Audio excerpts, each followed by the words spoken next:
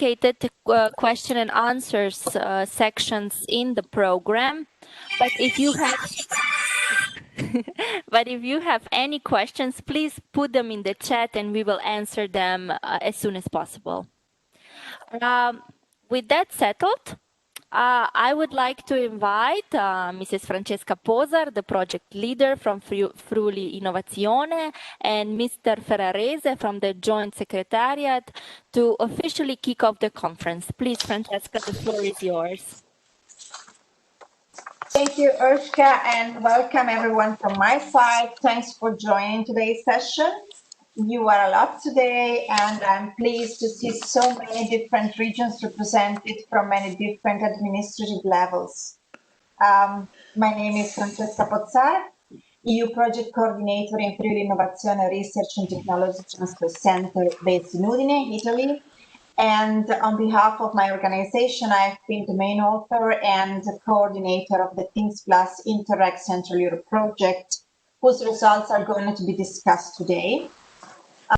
Thanks for letting your cameras on, if you don't mind. So either me and other speakers will have the feeling not to talk alone. And now a little interruption, because I will try to share my screen with you if I manage to. So let's see if it works. Now, supposedly you are able to see my screen. Yes, Francesca. Great. So this was the title of today's meeting, and we can now move on. Here you can see the agenda. We are going to spend together a couple of hours today, and our aim is to give to you overall idea about the main outcomes of our cooperation project, and more important, we would like to discuss their potential exploitation at a larger scale. Our agenda is divided into 3 parts. We will now have a sort of warm-up with the welcome from the funding authority, which is the Interreg Central Europe program, and from the DigiPro, who I thank for being here today. Then we will enter into the topic with the keynote speech from a friend of mine, Boris Golov, director of the Science Park Rijeka, and the true inspirator behind the Things Plus project and idea. Third, we will have 2 roundtables with several guests and speakers, and we will address 2 different dimensions of the service innovation potential on the economy. The first addressing companies and knowledge-intensive business services, and the second about policy support at different level on the topic. So before giving to you an overview on the project, I kindly ask you to mute your microphones because I have some noise in my headphones. I don't know if it's a problem just for me or for all of you. And more important, I would like to thank the colleagues from the Science Park Ljubljana and from the Slovenian Business and Research Association that organized this event for their great job. So let's now move to the most important part and get to the heart of the matter. So let's start with the project title, Introducing Service Innovation into Product-Based Manufacturing Companies. Its acronym, Things Plus, literally means overcoming physical objects by having something, a service. This is what we focused on the last 3.5 years, and when I say we, I mean a group of 10 organizations, 8 business support organizations, and 2 administrative regions, around 25 people working roughly on daily basis together on a common purpose and sharing a vision. When we started in 2017, almost no one outside academia and management studies did consider service innovation as a systematic way to boost small manufacturers. Today, some years and a pandemic later, servitization became a trend topic, both for innovation supporting agencies and policymakers. To all of them, to all of you, we would like to offer our field experience and a number of first-hand lessons learned. Quickly, our main outcomes in the project were the design of a methodology to bring service innovation into small companies effectively. Its test during 2 rounds over a group of almost 100 Central European companies. Know-how transfer and consequent awareness raising, knowledge transfer and consequent awareness raising in a group of more than 200 people, and a 2 years long policy dialogue with over 50 organizations on the topic across Central Europe about how policy can influence and boost service innovation projects from small and medium companies. So not bad, isn't it? Now, coming to the main, so to the core part of our project, our methodology, we started from there. And what we produced is really pragmatic because we wanted to see the change. We did not want to prepare something that was perfect or that was, I don't know, universally valid. We wanted to see and to develop something and to see if it worked. So we selected a number of standard business innovation tools.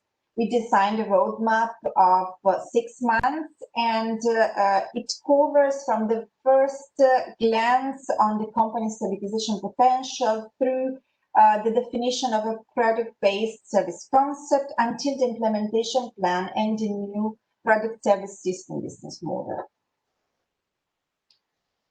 This is an overview in numbers of the piloting activity that we have with companies in different regions. And as you can see, the numbers are quite balanced geographically across Central Europe. And this is one of the reasons and success factors, in our opinion, of the experiment that we held. We developed tools and competencies to let companies test our methodology in their servitization journey.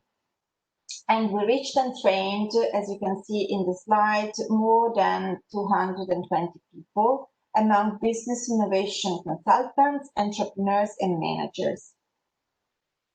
Moreover, this is very important, the servitization skills that we identified within our project became the basis of a brand new professional certification launched this June 2020 by CEPAS Puro Veritas, as we will listen on today. And this is a great result, in our opinion, for 2 reasons. It grants the sustainability of project outcomes over time, and it demonstrates and proves the market potential of a European territorial cooperation initiative, which is something we are proud of.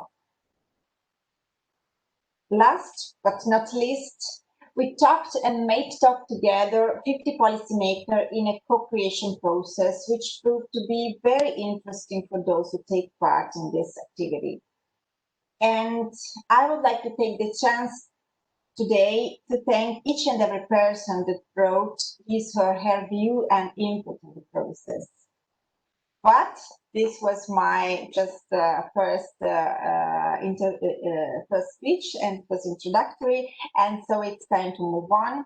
And I would like now to leave the stage to the person that represents the program that made all this possible by trusting our idea in the beginning. And for that reason, I'm asking Mr. Luca Ferrarese, head of the Joint Secretariat of the Interreg Central Europe program, to take the floor. Thanks for being here today, Mr. Ferrarese. So thank you, Francesca. Thank you, colleagues. Well, thank you also for your kind words. Basically, it was you all making it possible. We were just a tool able to untap your ideas and bring it to reality. But I'm really happy, I have to say, to be here today. We have also not to forget that these are difficult times, especially for cooperation, because with the pandemic, which happened this year, it makes everything difficult to implement a project, to meet, to talk, to work on a daily basis. And in spite of that, I'm really happy to see that you managed to close. And also today in this final conference in which we are all there, but in the old times it would have been like in a physical venue, and now we are all digitally connected. It's still something very, very good and very, let's say, important for us. That's why I was very happy to be here today with you virtually. Well, just a couple of words. Basically, we looked at, with my team at this project with a particular attention. Why?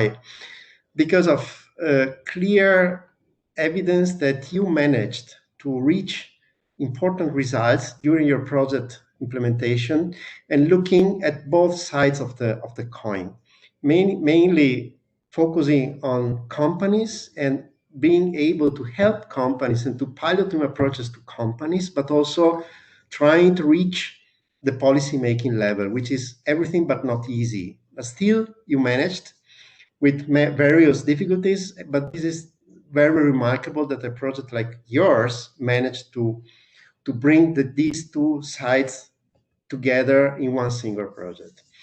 The fact that you were also certifying, setting up a new way, a new set of skills, a new set of competence on something which was not there before, like servitization, it's very also important for us. We see it as a very key element that you managed to implement your project successfully, and especially that your results will continue. And that's why I think the fact that you now, with your project, you are bringing up your results, you are bringing forward your results into the future, also looking at the fact that your project has been taken over in one of our 4 core projects. That, just to remind all of us, our 4 core project was aimed to capitalize, to exploit results of existing Central Europe projects in coordination with other EU instruments, and in particular with Horizon 2020. So you managed, your project's results are going to be exploited in this new 4 core project, which is going to be implemented in these days, in these months. Therefore, looking at this overall picture, I have to say, with my colleagues, we came to the conclusion that your project is a best practice for us. So we are very happy with that. And I can reassure you that we will do our best in order to continue your results, in order to continue your topics of interest also in the future. That's why we say that for us, your project is future ready. And maybe talking a little bit about the future. Basically, as you know, we are now in the closing phase of our program, in the closing phase of the EU programming period 2014-2020. We are preparing the new programming period 2021-2027. As you might have heard also from the news, there were long discussions on the budget for the 21-27 period. Now there is a common position of the Council, which is going to be debated with the Parliament, but basically, at the end, we are almost at the end of this process, and we expect by the beginning of next year to have the final decision of the budget for the new programming period 21-27. Linked to that, our program, like all the other programs of cohesion policy, are now very much busy in preparing the new programs.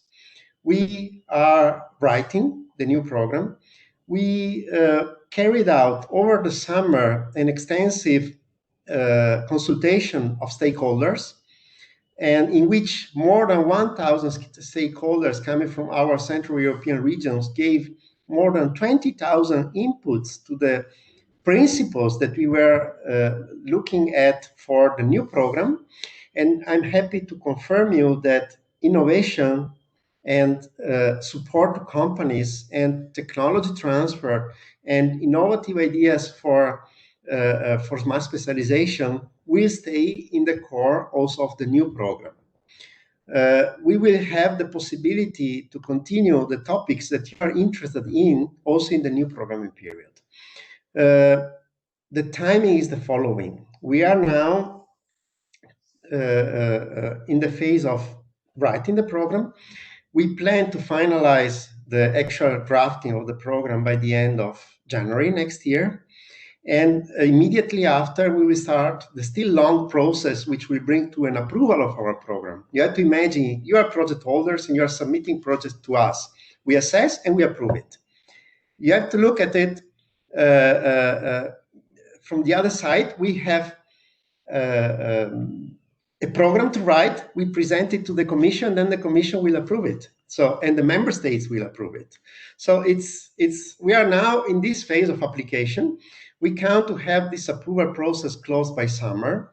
Anyway, in order to help the regions to prepare, to be ready for the new programming period, we plan to publish the main elements of our first call for proposals already in spring next year, so that when we will open the call in summer, you will be already there, ready with your project proposals already prepared. And I hope you will continue also in the new programming period. With this, I think I would like to close, and I would like really to wish you all the best for the continuation of your project results.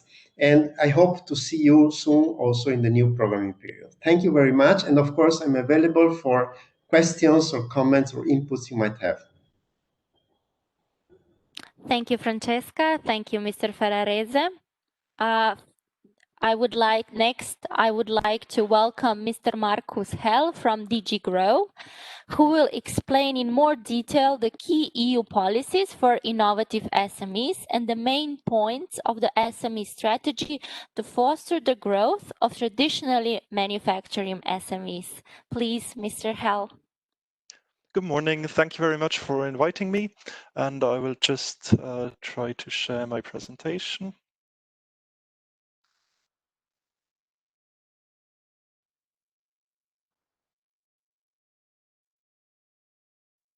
We can see your you see it all right? Good, yes. Perfect. Excellent. So again, thank you very much for inviting me and for giving me the opportunity to speak, and for also getting to know your project a bit better, which really is a very interesting project and very much in line with our priorities on a European level for SMEs as well. So my name is Markus Hell, and I work in DG Grow in the unit on the SME strategy. So my presentation will give a bit of an overview of the SME strategy and European SME policy as a whole. And I will focus a little bit on the innovation side of the strategy, although of course it contains other elements as well, and I will mention those as well, but I will focus a bit more on the innovation side. And just to start with, you all know how important SMEs are to the economy. You've probably seen these numbers before, but I don't want to focus too much just on the pure numbers. It's obvious that SMEs provide a substantial contribution to the European economy, but in particular also their contribution to innovation. And what we see, for example, is that while on the one hand, sometimes it can be a bit difficult for SMEs to keep up with new technologies and introduce new digital technologies, etc., into their business model. On the other hand, SMEs can also sometimes be more agile, can be better at introducing new innovative processes into their businesses. And also, and very importantly, and this is why your project is particularly important, SMEs can play a crucial role in bringing innovation to the regions, to make sure that innovation is actually brought into regional contexts, that local workers, regional workers are trained or gaining new skills.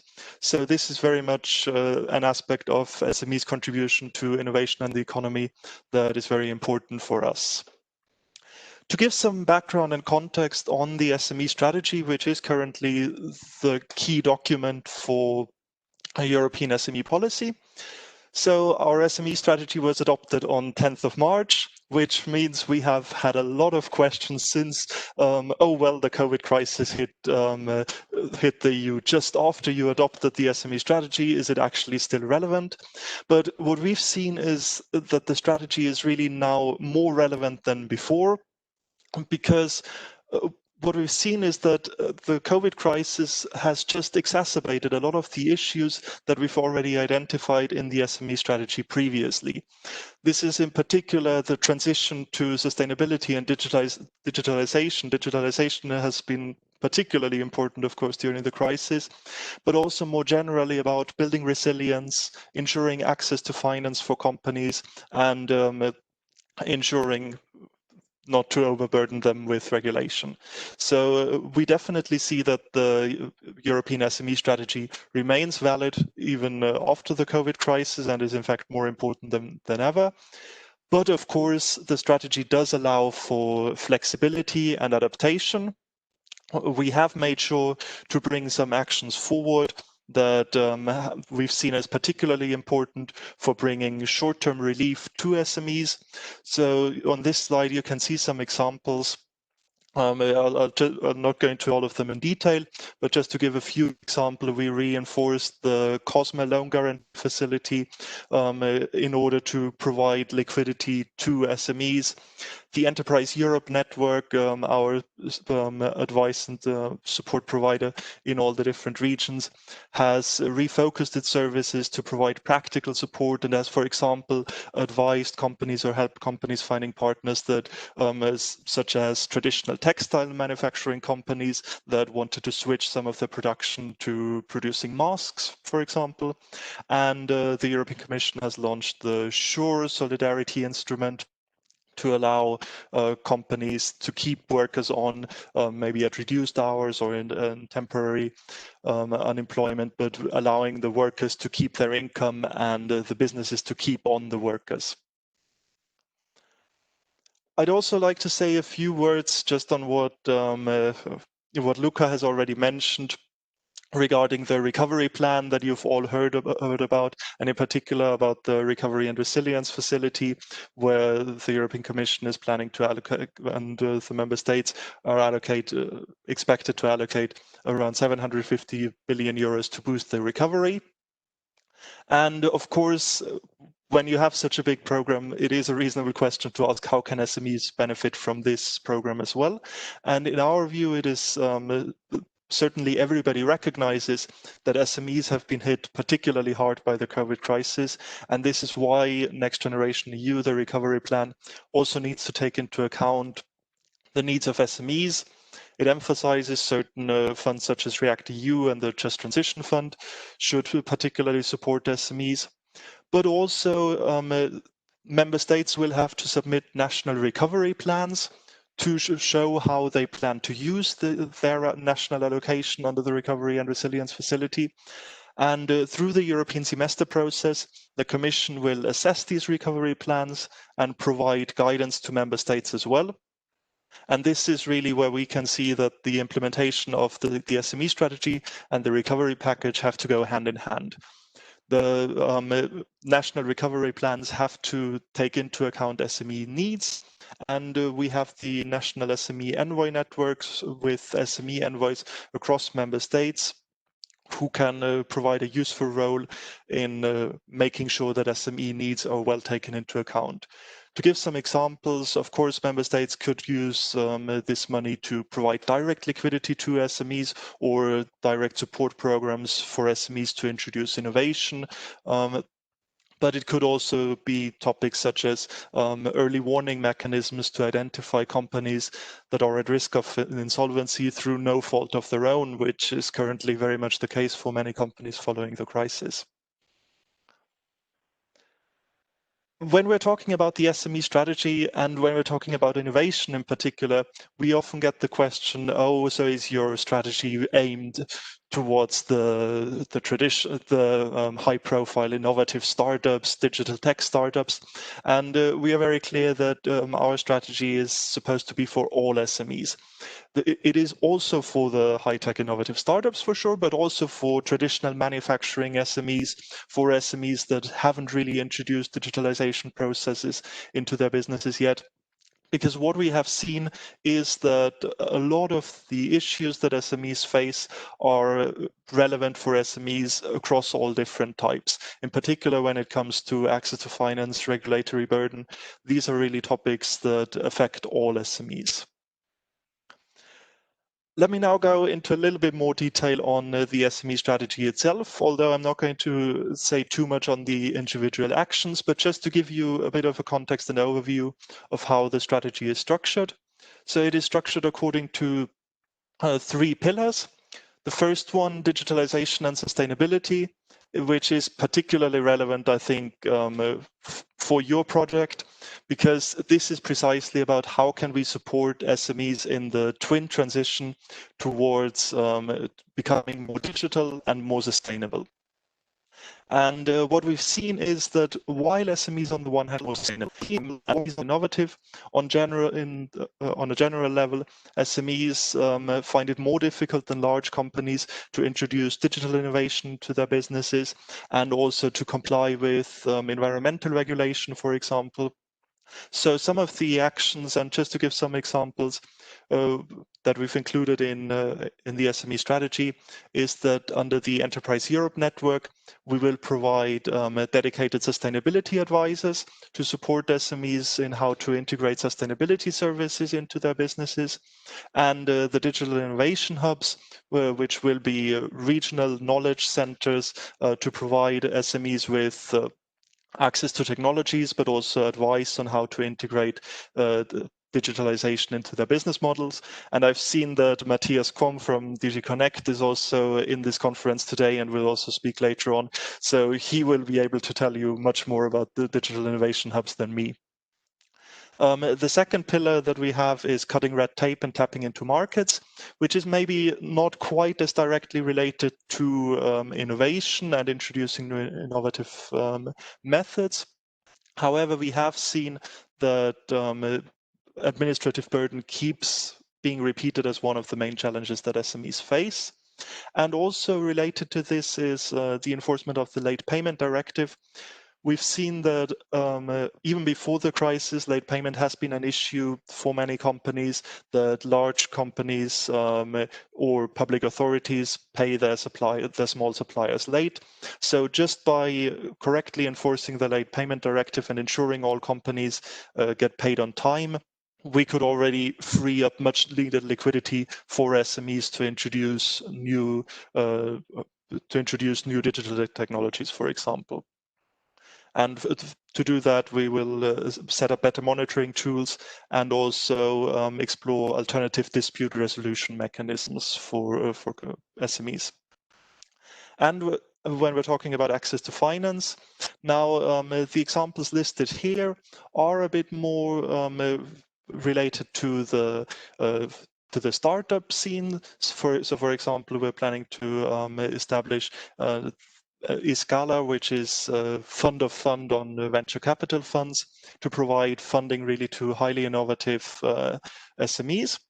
However, there's also other actions. For example, under the COSME Loan Guarantee Facility, there's now running a new digitalization pilot that aims specifically at for providing loans to SMEs to introduce digital innovation to their businesses.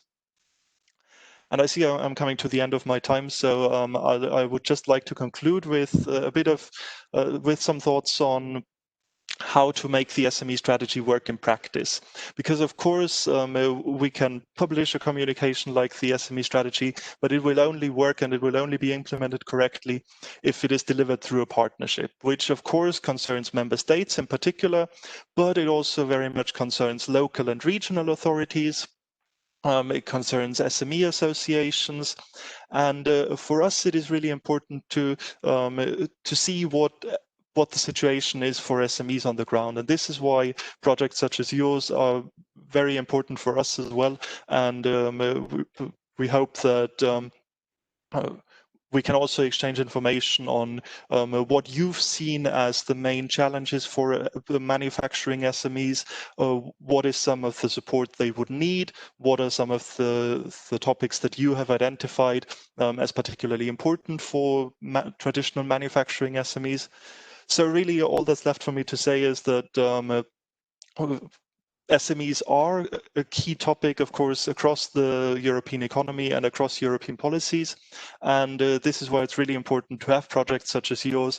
And we really wish you best of luck and all success with the project. And thank you very much again for inviting me, and thank you for your attention. And again, if there are any questions, I'm happy to take some. Thank you very much. Thank you, Mr. Hell. I think this was really informative on who, what, and where, and how, especially for us, business support organizations, to know how to help our member companies.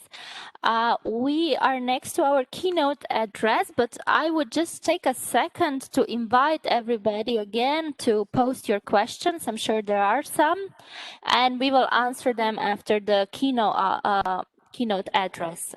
The keynote address will be given by Mr. Boris Golob, who is the CEO of the Science and Technology Park of the University of Rijeka, and an integral expert in developing the servitization methodology within the Things Plus project. So, Boris, please. Thank you, Urška. I hope that you can hear me well. I will now try to share my screen, so hopefully everything will work well. So, do you see my screen shared? So, can you see me? Yes, we do.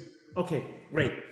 So the title of my presentation is Servitization in Traditional Manufacturing Companies, but actually servitization works in any manufacturing companies. Maybe traditional companies are even harder audience to succeed in this type of introducing change and innovation in their businesses, and we strongly believe that at some point they are really a core of European industries which are losing ground partially because of their traditional view on markets and how to serve their customers. So from their point of view, servitization is even more important.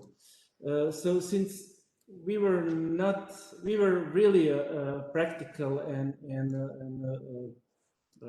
hands-on consortium trying to skip all theoretical and delivering real and tangible values. So I won't go into too much theory. In a nutshell, servitization is delivering product as a service. So it's not a scheme how to expel product manufacturing from Europe. It's just the opposite. Servitization is important for preservation of manufacturing industries in EU because factories in which products are manufactured will remain factories, and those companies will remain manufacturing companies. So they will continue to produce products, but by creating additional services, they are creating more value to their customers, and by delivering a combination of products and services or just a service to their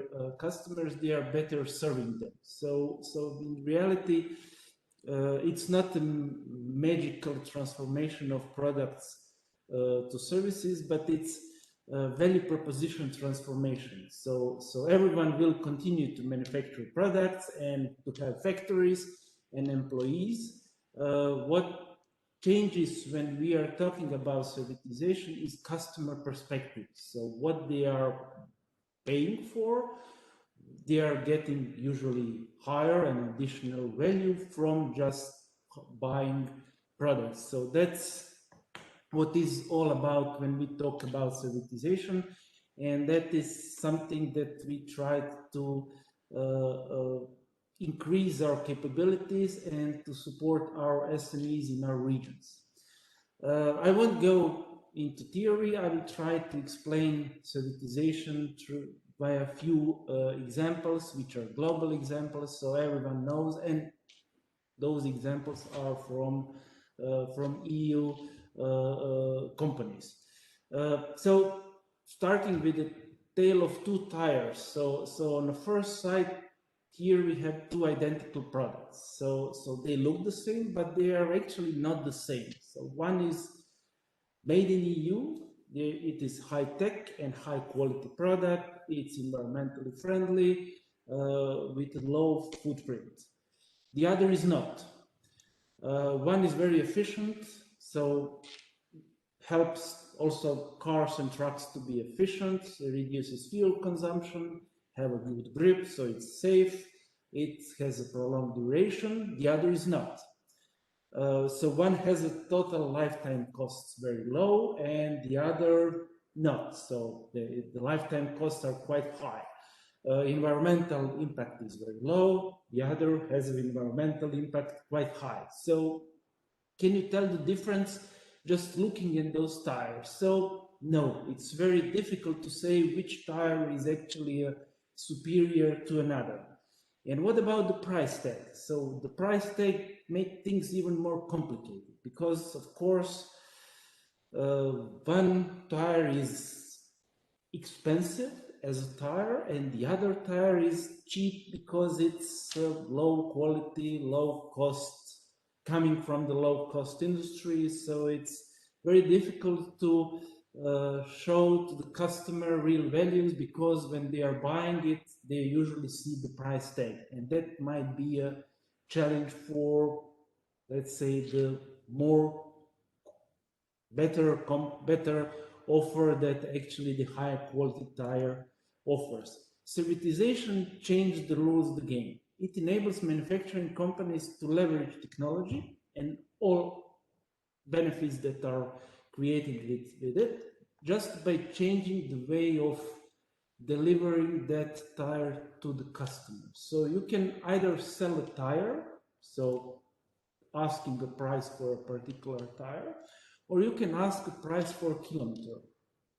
And then an offer maybe more expensive tire at the zero price point at the beginning and charging it when it starts to create benefits and extra value for the truck or the car.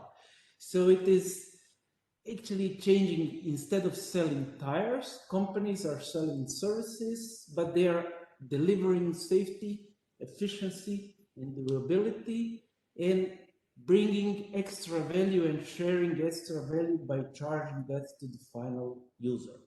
So that is what servitization brings. Another example is, okay, we can be a producer of a light bulb. So light bulbs or light tubes are standardized product, very easy to commoditize. And if you introduce light tubes with higher technology that can bring additional value to customers, then instead of light tubes, you can sell illuminated space.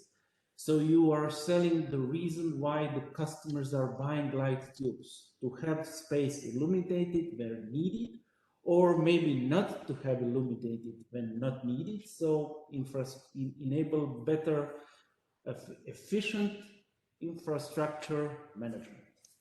And the final example, not going too much overboard with all the example, is actually maybe one of the most famous example of selling the jet engines. So jet engines are expensive piece of equipment and they are high fixed costs that if you want to fly, have to have it on board mounted on your wings. Instead of that, you can offer power to fly. So transforming fixed cost into a proportional cost, leveraging your knowledge, leveraging your expertise of maintenance, and assuring that the planes will have enough power to run the plane, but again, not to burden them with additional costs when they are not flying. So meaning costs for this servitized jet engine exists only when the plane is making money. So when the plane is flying, when the plane is on the ground, that is not a burden to the airplane companies, so they can maybe even address COVID situation much easier. It was not meant to be developed for COVID, but it turned out to be now the standard way of selling this very expensive piece of equipment to the airline companies.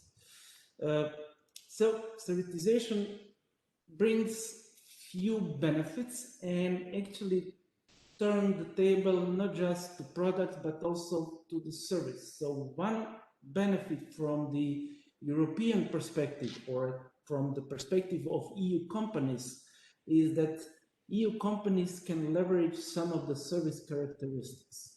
One important is that products are global, services are local. So it's very challenging to sell services from far east or far west. So this is a very good way to protect European companies without messing with the market or subsidies or those rules that will at the end of the day be against the customers. So this is the customer-centered protection of the EU industries that actually creates additional value for customers. And of course, the best feature that we expect or we see that might happen is that you can end with the companies that are selling EU products at premium prices, not because, again, they are the only company that offers that on the market, but because that company delivers a premium value to their customers, so they are able to command a premium price. So it's because of the customer centricity, because then the customers will increase the share of wallet that they are or they are doing the business with those with the manufacturing companies that actually servitize those their products. So these examples are European examples, but these examples are not from the SMEs.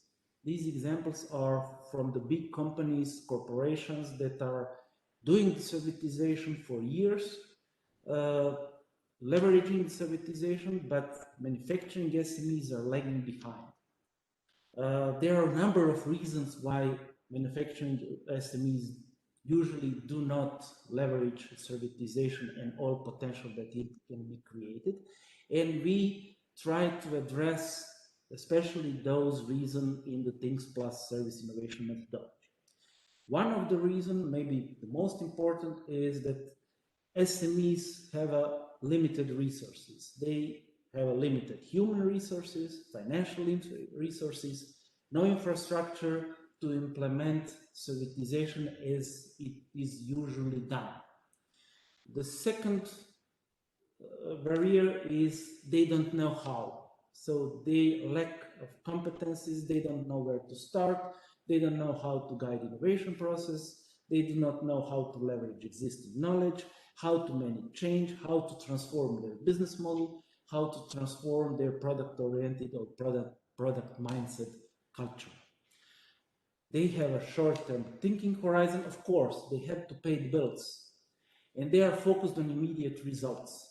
So it's very difficult to offer them, okay, it will be great in 2 years once you have a servitized products, because they have to survive month after month, especially if they are challenged by the competition from low-cost countries. So that's something that actually limits them from thinking new ways. And one is maybe not always very obvious, but again, very difficult barrier to address is product-based mindset.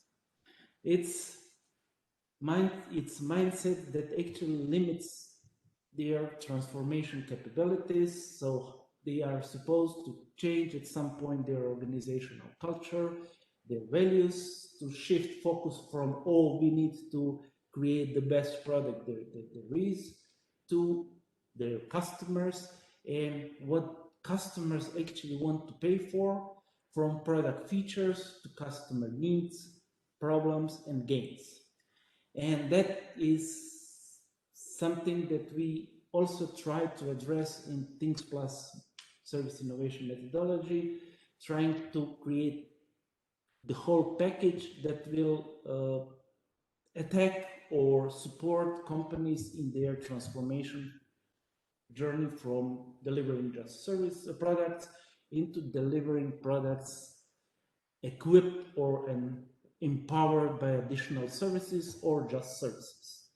So the Things Plus service innovation methodology tried, having all these mentioned challenges in mind, tried to address them, and maybe a few more, but even these few are really big challenge. So we developed this methodology for manufacturing SME. So we created, tested, refined, and tested again methodology that was simplified. It was focused on results. So it was a low cost, it was flexible. So each BSO was able to adapt the methodology to their local needs or culture on the way how the manufacturing companies are doing. And at the end of the day, we tried to show them results in the 6 months period.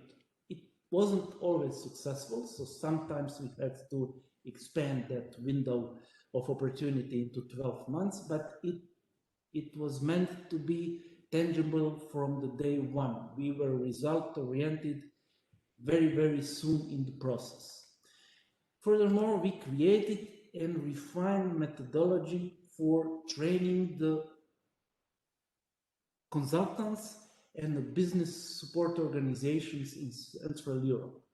So we used standard innovation and management tools that pretty much everyone was relatively fluent with, just giving them a novel use.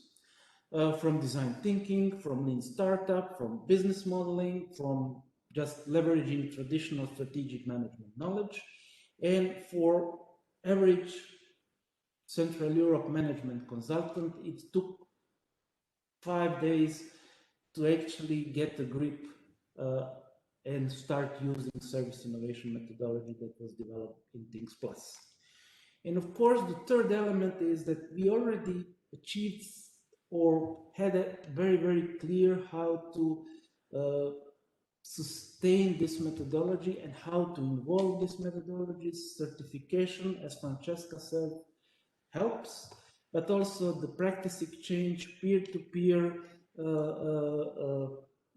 communication, certification. So everything is put in place, and that is the goal of also of this conference, to see how those elements that are already working, how to assure not just sustainability, because I'm sure that we will continue to work with each other and exchange some good hints, but how to spread the word and how to actually disseminate this practical methodology to other regions, to other BSOs, to other management consultants supporting SMEs of Europe. So, in a nutshell, how it works.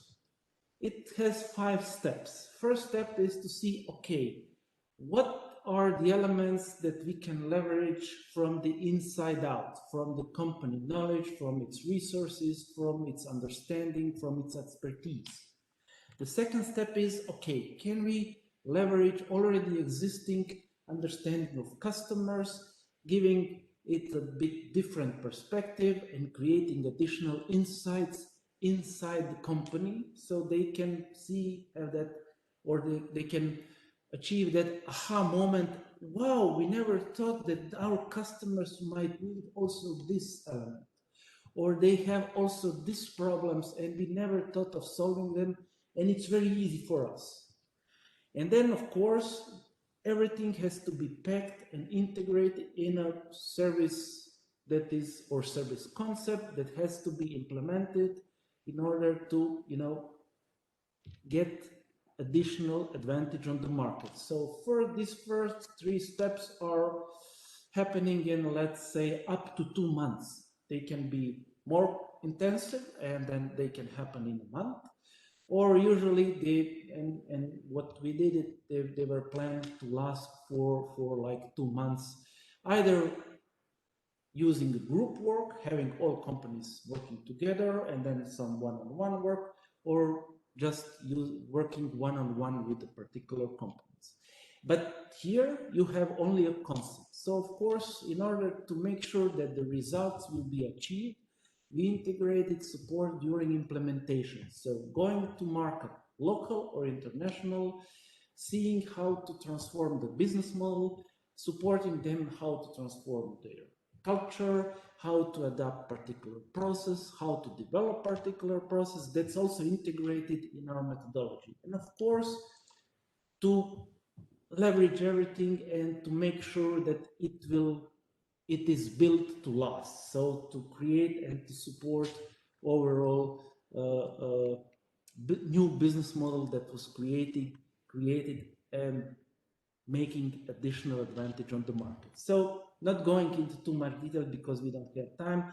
This methodology is 5-step methodology, and it's actually built by already existing ingredient, just combine them in a little bit different, very, very focused mixture.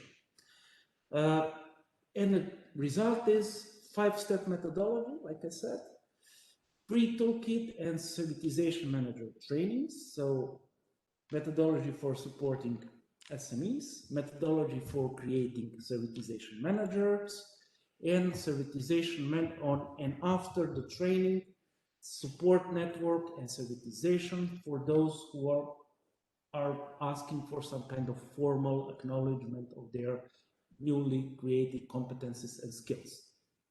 So our aim was to create the complete package. And I think that we managed to do that. Which are the servitization benefits for these SMEs? First, just to name a few, is avoiding product commoditization. So the price, our goal was that the price shouldn't be key criteria. Key criteria should be value that was created for customers, and then, of course, commanding premium price because there was a greater value delivered, greater benefits for customers. Then the next benefit, just because of this greater value, is customer lock-in. Sometimes it's very difficult to leave the bad marriage, but it's even more difficult to leave the good marriage. So if you lock in your customer in a great value proposition, if you create value proposition that is adjusted or adapted to your customers, if you are delivering something extra that other products do not deliver, of course, those customers will be locked in based on better knowledge, customer centricity, intimacy with those customers. Something very interesting also happens during the servitization. It actually improves new technologies adoption rates inside those SME traditional manufacturing companies, but also with the customers, because if manufacturing company integrate new technologies, because technologies are enablers for servitization, like Internet of Things, artificial intelligence, 5G networks, hopefully, then that technology will be immediately transferred through services to their customers. So the adoption rate is on both sides increased or improved. And after all, the companies are supposed to make profits, and servitization increase overall profits. So if everything done well, the profits will follow. So these are the benefits in short. This is the service innovation methodologies. In short, this is the hopefully decent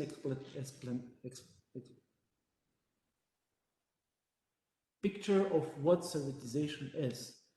And every good thing comes to an end, and this conference is the end of Things Plus. Hopefully, it is just the end of the beginning, and we will find a way to continue our work on servitization, and we will find a way to work with our service innovation methodology, maybe not anymore under the umbrella of Things Plus project, but under the benefits and reasons how we are all as business support organizations serving our companies in our regions or other BSOs that are interested in our methodology. Thank you. I hope that I wasn't too long, and if you have questions, I'm also open to answer. Thank you, Boris. We actually got one question from Mrs. Joanna, and Yep. she is asking what is unique in that methodology. according to the service design or design thinking, what is unique so to the servitization methodology in comparison with others? Well, compared to traditional methodologies, we tried to make it more simple. So we had to reduce some analysis, going into too much details. So we had to make a simplified, let's say cheaper, maybe not the perfect product, but something that is accessible to any SME in our regions. So that's maybe unique. So we made a cheaper, simpler, good enough methodology applicable and useful by even a small SME, or used by even a small SME. That's unique compared to the, I don't know, all servitization methodologies that you can see already on the market. Simplification and cost efficiency, if you want to be blunt. Thank you. Thank you, Boris. Now we had quite a theoretical background to servitization, but I think it's best if we hear from the people who actually experienced it. So I would like to welcome Mr. Jernej Pinter, my boss, the CEO of Technology Park Ljubljana, to have a very quick discussion with our entrepreneurs who experienced servitization. Jernej, please. Hi everyone, dearly beloved, we have gathered here today to join in matrimony products and services. As Boris already mentioned, this move can increase sales, increase loyalty, increase profit margins, and all of that, and give you the very necessary competitive edge. I have a privilege of knowing a couple of companies, SMEs, that have introduced services into their products 10, 15 years back, and today they are the market leaders in Europe. For example, I'm talking about CVS Mobile. So they have this tracking device for trucks, so that these companies that have 1,000 trucks, they can buy this tracking device, but they have not given it out as a product. They licensed it out as a service, which basically meant much lower cost per month. Plus, when a hit from the market comes in the shape of, example, Corona, and everybody's trying to save money, they are all locked into long-term membership, into 12 months contracts, right? So they cannot cancel it so fast as that is usual, right? So it gives the company a really big competitive edge. So Boris has already also mentioned some famous cases like Rolls-Royce, licensing out engines per hour, then for example Xerox printers, not selling that much printers anymore, but pages that were printed on the printing machine, car sharing platforms and all of that. But let's take first a look at how each of us have experienced servitization in our own lives. Naturally, each of us has a telephone. You buy a telephone, but on it, you immediately have like 20 services from the company that produced your telephone just to lock you into a long-term relationship.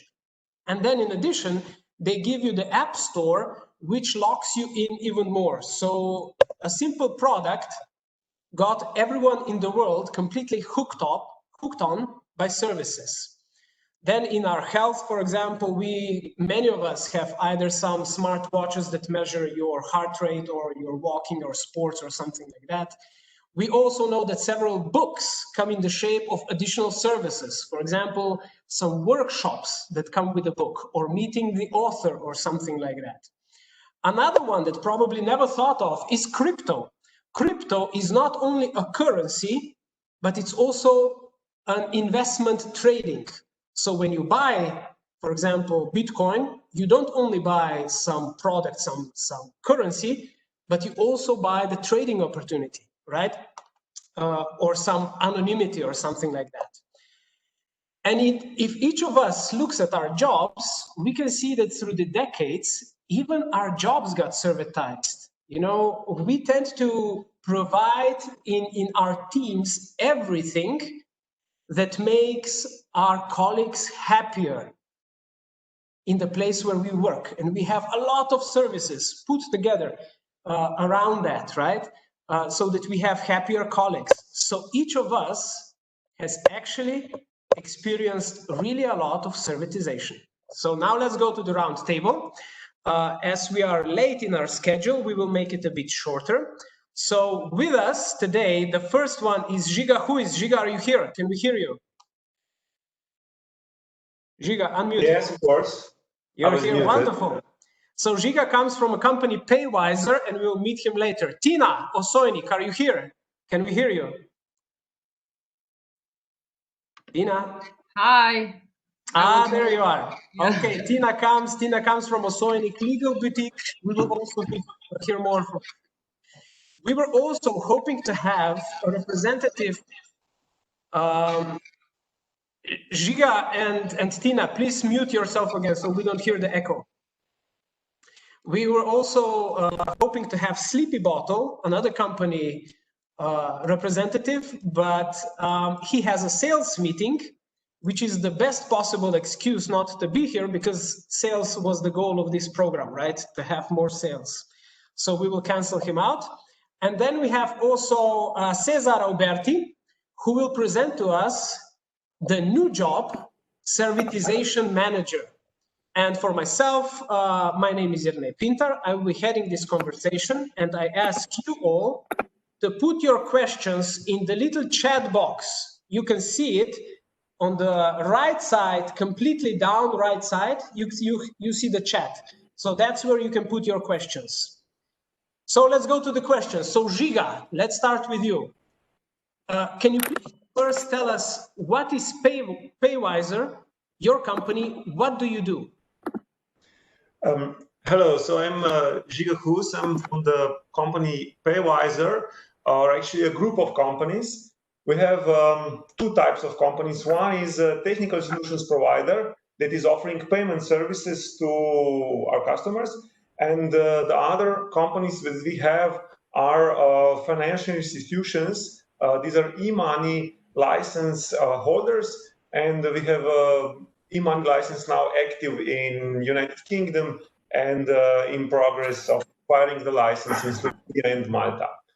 Our products that we began with before we entered Things Plus were acquiring of payments in physical world through POS devices and online through classical credit card schemes. Yeah, that's about it as the products.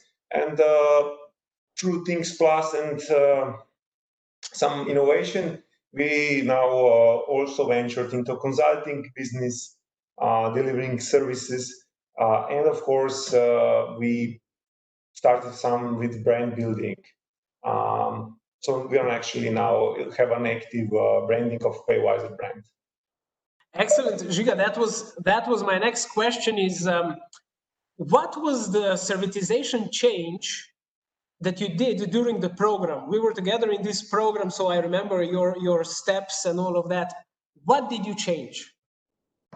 So as already said, the first big change that we did was we started marketing our own brand because initially we were sort of trying to avoid giving our customers the feeling of competition.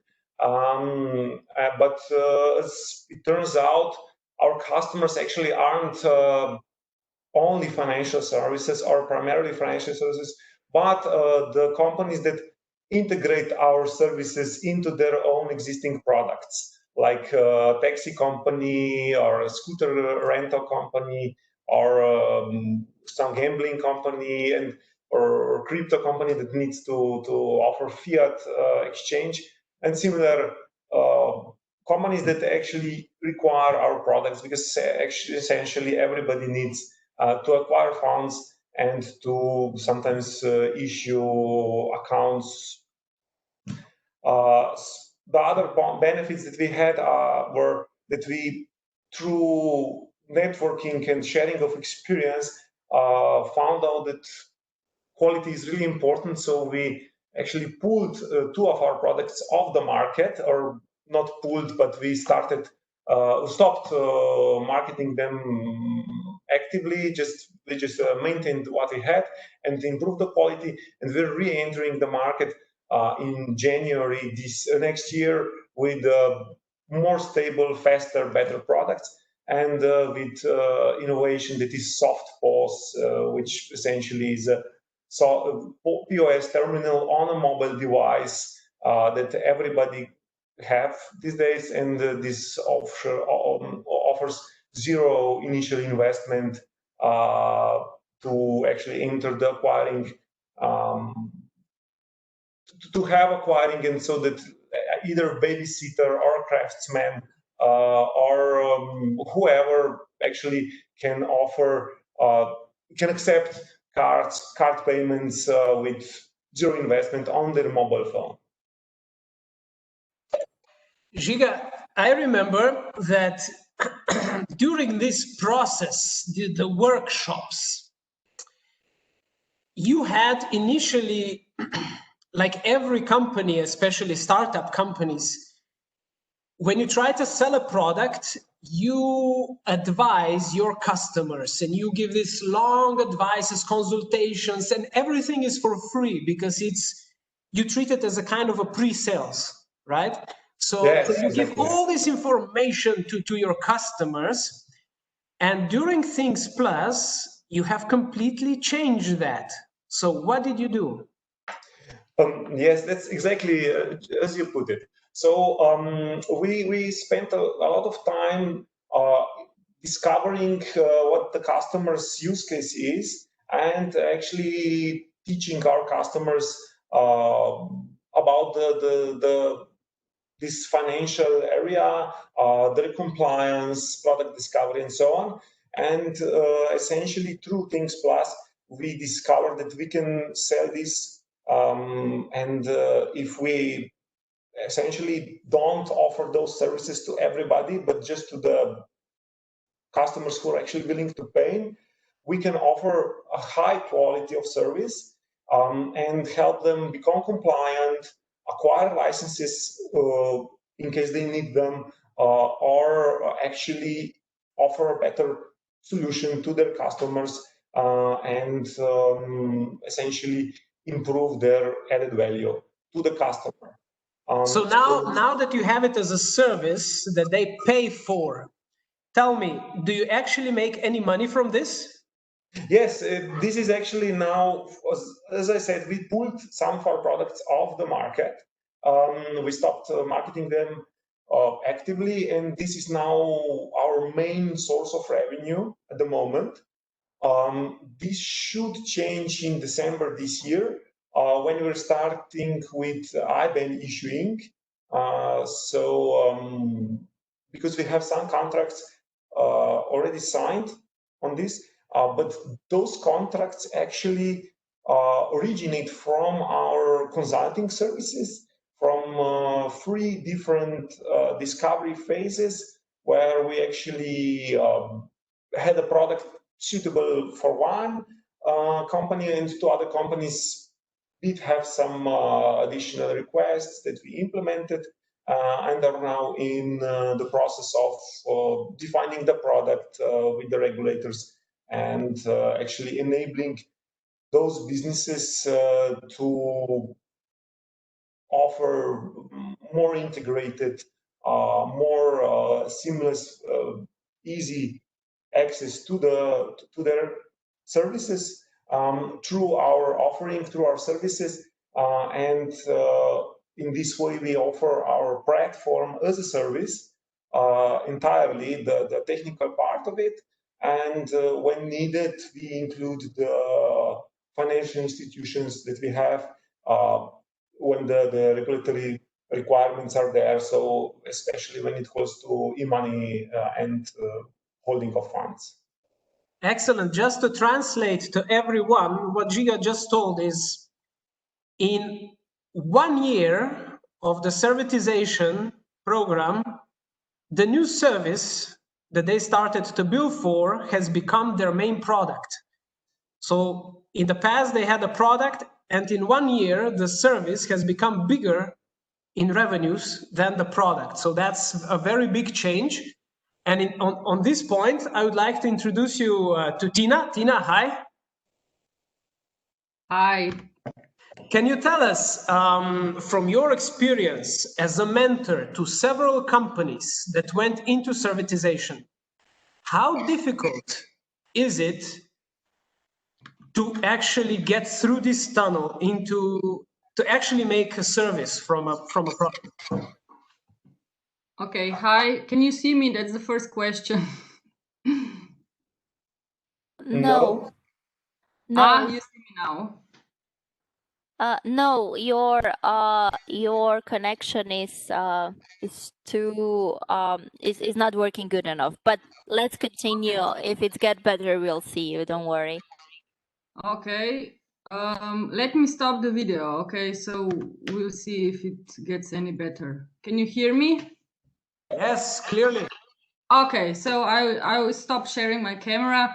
Sorry, you're not able to see me. However, as Giga said, this servitization is a whole of a process. You cannot skip any step.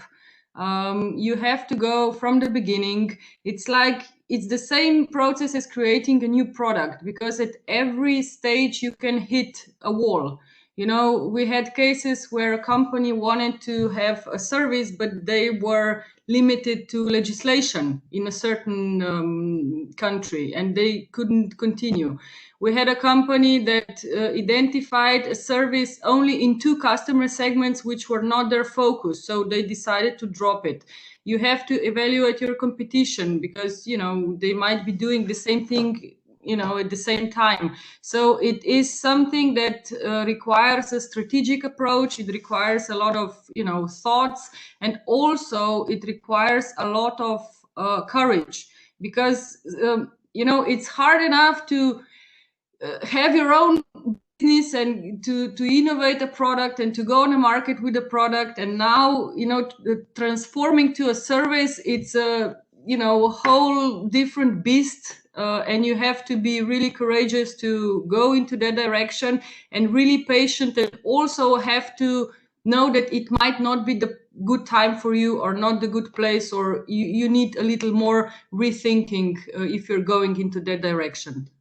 So it is not an easy thing, but as Giga said, it's definitely worth it if you do it the right way. And as Mr. Golob said, yes, methodology is very important, very important. Now there is one more very specific thing about Tina, which is that she is a legal advisor. And very often it happens that some companies make servitization through royalties, through franchises or something like that. For example, we had one case of a company that that decided to servitize their product through franchising. So Tina, can you please tell us how difficult is that, and how long do you think it takes for a company to either start some royalties or to get to ready for an IPR servitization? Yes, the trend is definitely going into an open innovation segment, which means that companies are moving from internal R&D to external R&D, so licensing, cross-licensing, franchising. So this is the trend, meaning that first of all, you have to have really agile innovation. You have to have a good legal support, because licensing out your IP in this globalization world, at one side it's a big opportunity, but on the other side you're facing so many jurisdictions, and as we know, internet is, you know, it's all over the place. So before you enter, it doesn't know any, you know, legislations. For internet, the world is one, but when you're licensing or franchising out, you have to be really careful about legal framework. You have to know your partner very well. You have to do your due diligence before you sign any contract.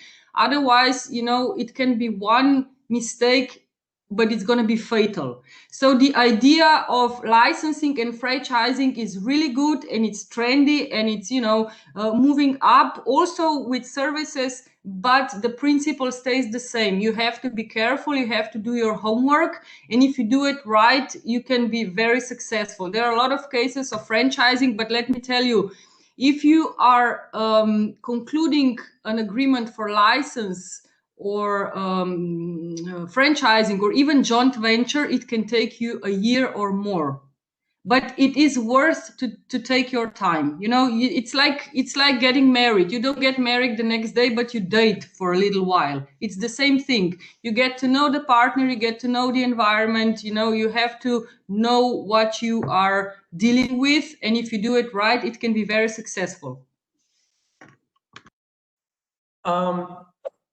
I see a question here, but it's in Czech or in Polish, so I'm not sure I know how to read it. Whoever put that down, can you please translate it into English? It's going to be much easier. Giga, I see you have something to say, please. Yeah, I would just like to add to Tina's.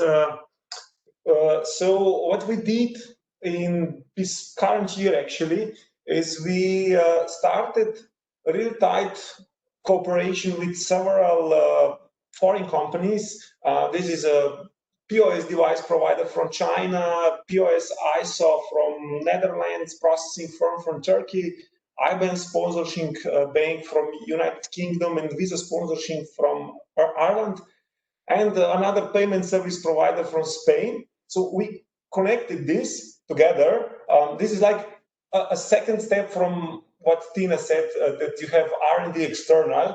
Is actually just using the other people's services to build a product from all of those services that I just enumerated. And we have a innovative product that we had a really short time to market. This was done in, let's say, 4 months, I believe.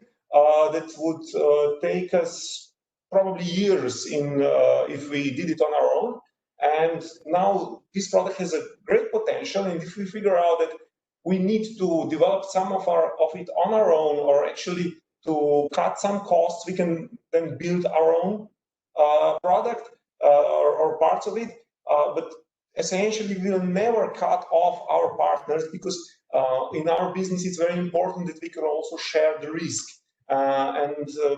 This is one way that we also use Things Plus and Servitization to our benefit, and to, let's say, shift our thinking from inside, develop everything, to let's just use what's available and develop just what's missing and have a product ready in the shortest possible time. All right, Giga and Tina, as I have you both online currently yet, can you please also comment a little bit on in the first year of Things Plus, we did the group model, which means that a group of companies was going through methodology and working together. Whereas Tina, in the second year, we have made it completely individual. Can you please comment a little bit, Tina, on the two cases? What was your experience of the two different approaches? And Giga, for you, how did you feel going through the canvases with other companies in your group? Tina, you start, please. Okay, so the first year, as you said, we had group workshops, which I have to say I would recommend more than, maybe even more than individual approach. Why? There was a group of companies who shared the same challenges, you know, the same fears, the same threats, you know, they were all kind of in the same pot, and they felt safer, and actually they helped each other with questions that challenged other companies, but also they challenged themselves by asking, you know, questions to other companies. So group approach was actually more effective, more relaxed, and it opened more horizon to each and every company, you know, while individual approach, of course, it's you know, it's more intense. But when company listens to other people's experiences, they kind of reflect on themselves and they think differently. They go home, they think it over. They see that everybody else is in the same pot, how to say. So they come back more relaxed. They're not afraid. They're not afraid to ask stupid questions. Like, it becomes a real brainstorming within a group. While individually, they wait on a mentor a little bit more than when they are in group. You know what I mean? Like, when we were in a group, at least from my experiences, sometimes we and my colleague Borut, we didn't have to do anything. They did everything by themselves, So group workshops, from my perspective, are better, more effective, and more fruitful. Žiga, how did you experience the group? Yeah, I tend to agree. Maybe because we already had a rather strong vision of what and how, and we just perfected it that way by listening to the experiences of other companies. So we had more input, more shared experience. And the other benefit of this was that we got new business opportunities because everybody needs payments. So we did an upsell as well. And we're still in contact with everybody, we're still in contact with the groups, with the companies that we met in Things Plus. So this was one big opportunity for us as well in the sales department. So I did, but it was also, let's say, I would say a combination would be more suitable if we had, let's say, we had two or I think 2 sessions individual. What I would prefer if there were like 4, perhaps 5, with let's say 2 to 3 at the beginning, and then 2 to 3 check sessions, and so we could adjust the curves of to check how things are and get the external perspective of someone who's let's say less involved, more objective, not emotionally involved into the actual process in the company itself. So yeah, that's so much for that. Okay, thank you. Cesar, you are going to tell us about the new role that we can have in a life, is to be a servitization mentor, expert, or servitization manager. Can you tell us a little bit about this aspiration? Yes. Let me try to share my presentation. Okay, now I think you see my screen. Can you see the presentation now? Yes. Not yet. Yes, it's on. Okay. Good morning to everybody. I'm Cesare Uberti. I'm the sales manager of the Bureau Veritas CEPAS. That is the certification body that has studied together with you this opportunity of certifying the competences of the servitization manager. Just 2 words about my company. My company is a legal entity within the group, the Bureau Veritas group, that is the biggest certification body worldwide. What does certifying competence mean? Usually I start with this, let's say, novel that says, once upon a time, the first certification activities done in the world has been made in London when the traders wanted to have some insurance about the ships they used for transferring the goods from UK, from Europe to Americas, and from Americas to Europe. And then there was a bar in the London docks in which there was a barman that has all the information about the ships. And the traders went to this bar asking, okay, do you know something about the ship? Have you heard something from the sailors? And then it born the first naval register, and it was held by 2 guys, the brothers Lloyd. One Lloyd became the Lloyd Register, registering the ships, and the other became Lloyd Insurance. And this is the first moment in which we started to certify something. We started to certifying the ships, then we started to certify the materials which the ships were made. And then we started to certify the management system for producing some god and producing and providing one service. But the last thing, the most important thing for having a good ship, for having a good management system, for having a good product in the market are the persons. And that's why since 20 years ago, the market has requested to have certification about the competence of the people. And that's why organizations like CEPAS, the one I represent, started to certify the personnel within the world, because the certification of people, it's not only the job title, the certificate you can receive after a school, after a university, but it's something more. And let's say, what does it mean? Certified people, certifying the competence, means to analyze not only the studies, not only the behavior on the job, but a mix of them, starting from the basic training, the knowledge they acquired during the career, the specialized training they had, the abilities they can put in place, and the professional background that assures that these guys are able to do something. And nothing, and this is not all, because the soft skills for a manager, especially in your sector, are very important to understand if the person is competent or not. And that's is the method we apply. Is based on the ISO 17025-24 standard that allow us to investigate all these aspects in order to submit a competence certification. We act as a third party. That means that we are not influenced with the scheme we apply for certifying is not influenced by private stakeholder, by private entities. And the standard we do apply for a certification has been, let's say, shared and approved by stakeholders that are interested into the market and not into the proper business of the certification. Just a quick view on the process, of the general process for certifying people.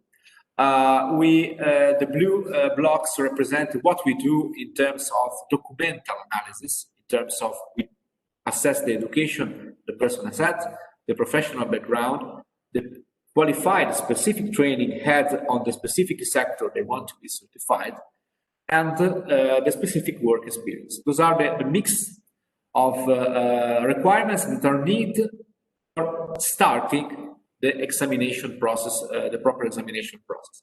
During the competence evaluation, the first red block, we try on a sampling basis, because it's very complex to assess the whole competence. We do this process on a sampling basis, but we take into consideration the knowledge, abilities, soft skills, and professional background into an examination. Then the person is registered into a dedicated register of professionals certified, and it's not finished, because especially in a sector like yours, in which the technologies, the technique, and the world change very quickly, it's not necessary. It's not. We cannot stop at the first certification after exam.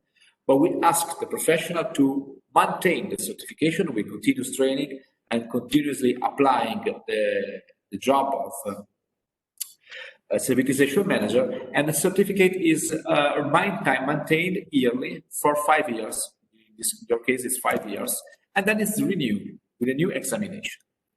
Okay, I don't have to explain you what it is the servitization manager, what is the main task. Just a few words about the basic competences they must demonstrate to the expert during the exam. It is business strategy, business innovation, ICT and digital basics, project management, innovation management, and change management. That means that our servitization manager that we have to examine must demonstrate during the exam, and with the documents he provide a lot of complex knowledge and complex competences. That's why the exam will be carried out with the collaboration with very high technical and very high expert technicians that will be in charge for preparing the test and for analyzing the result of the test and providing the oral examination. Because yes, the exam is fundamentally made with the 3 parts. And for accessing the exam, our candidate must have at least a university degree in technical or economic and finance matters, engineering, physics, or trade and commerce, etc. And it must have participated to 24 hours of training or specific training on servitization. That means a whole course of 24 hours or some courses that the sum must make at least 24 hours. And particularly, our candidate must have at least 5 years of experience in the specific sector of innovation and servitization with 3 projects dedicated to servitization. 3 projects like project leader, like a project member, like clients, but it must demonstrate to have been in this particular sector for at least 3 projects.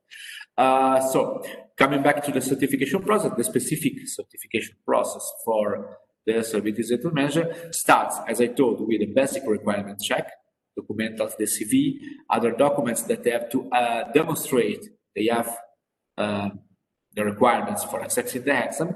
And then there is a written multiple choice exam in order to assess his knowledge, his specific knowledge, and the oral exam oriented to understand if this knowledge is properly put in place through the competence. So the oral exam is dedicated to understand the real abilities of the servitization manager, including, as per we can do in 60 minutes, the soft skills. So someone must be very, very acknowledged about the theory, but he must demonstrate he's able to put in place the theory and he's able to interact with the examiner. So he must be a problem solver, he must be empathic, he must be, let's say, able to sustain a high-level dialogue with the examiner. And the certificate is provided, and then there is the yearly maintenance, as I told. My presentation that it was intended to be very quick is completed, and I am available to reply to your question if you have. Cesar, we have a question here from Joanna, and she's asking, are there any open trainings that she can attend? Excuse me, I haven't understood your question. If there are any open trainings for the servitization manager that she could attend. Yes, we do not, as Bureau Veritas Group, training, because it could be conflict of interest with our certification activities, but some particular trainings have been developed by our partners in the project. I'm still sharing the screen, sorry. No problem, don't worry. There was one more question, but as we were lagging behind the schedule, I suggest at this point we finish our roundtable. It was wonderful to hear your experiences. So thank you to Giga, thank you to Tina, and thank you to Cesar. And Ursa, coming back to you. Ciao. Thank you, everyone. Now I think we all deserve a 2-3 minute break. Please don't go far away. Take your coffee if you haven't had any, or your third or your fourth. And we will continue in 3 minutes. So hear you then. Bye for now. Indeed, don't go away. Some interesting things coming up. Definitely, yes.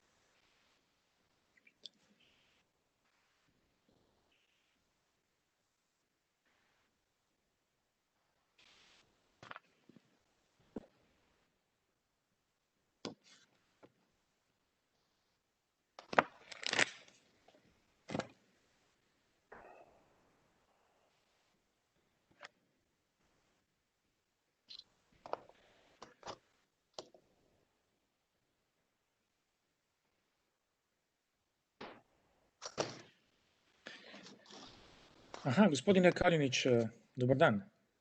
Dobar dan. Ja sam htio vas, više na početku da vas dam za prezentaciju odmah posle prve govornice, jer mi se čini da bi vaša tema mogla biti ovako po redu. Je li to u redu? Da. Ja imam samo nekih problema sa kompjuterom, pa sam morao preko telefona. Za koliko počinjemo ili već smo trebali početi zapravo? Ne, počinjemo za koji minut. I prva reč ima ti gospođa Pocar, a onda bi dao vama riječ, mada ste u programu posljednji, ne? Dobro, nema problema, ja ću samo pokušati restart moj kompjuter tako da imam prezentaciju, pa dobro, jako znam već dosta to napamet. Ovako kratko, nešto, rekli smo 5-7 minuta ovako, ne? Da. Ok, super.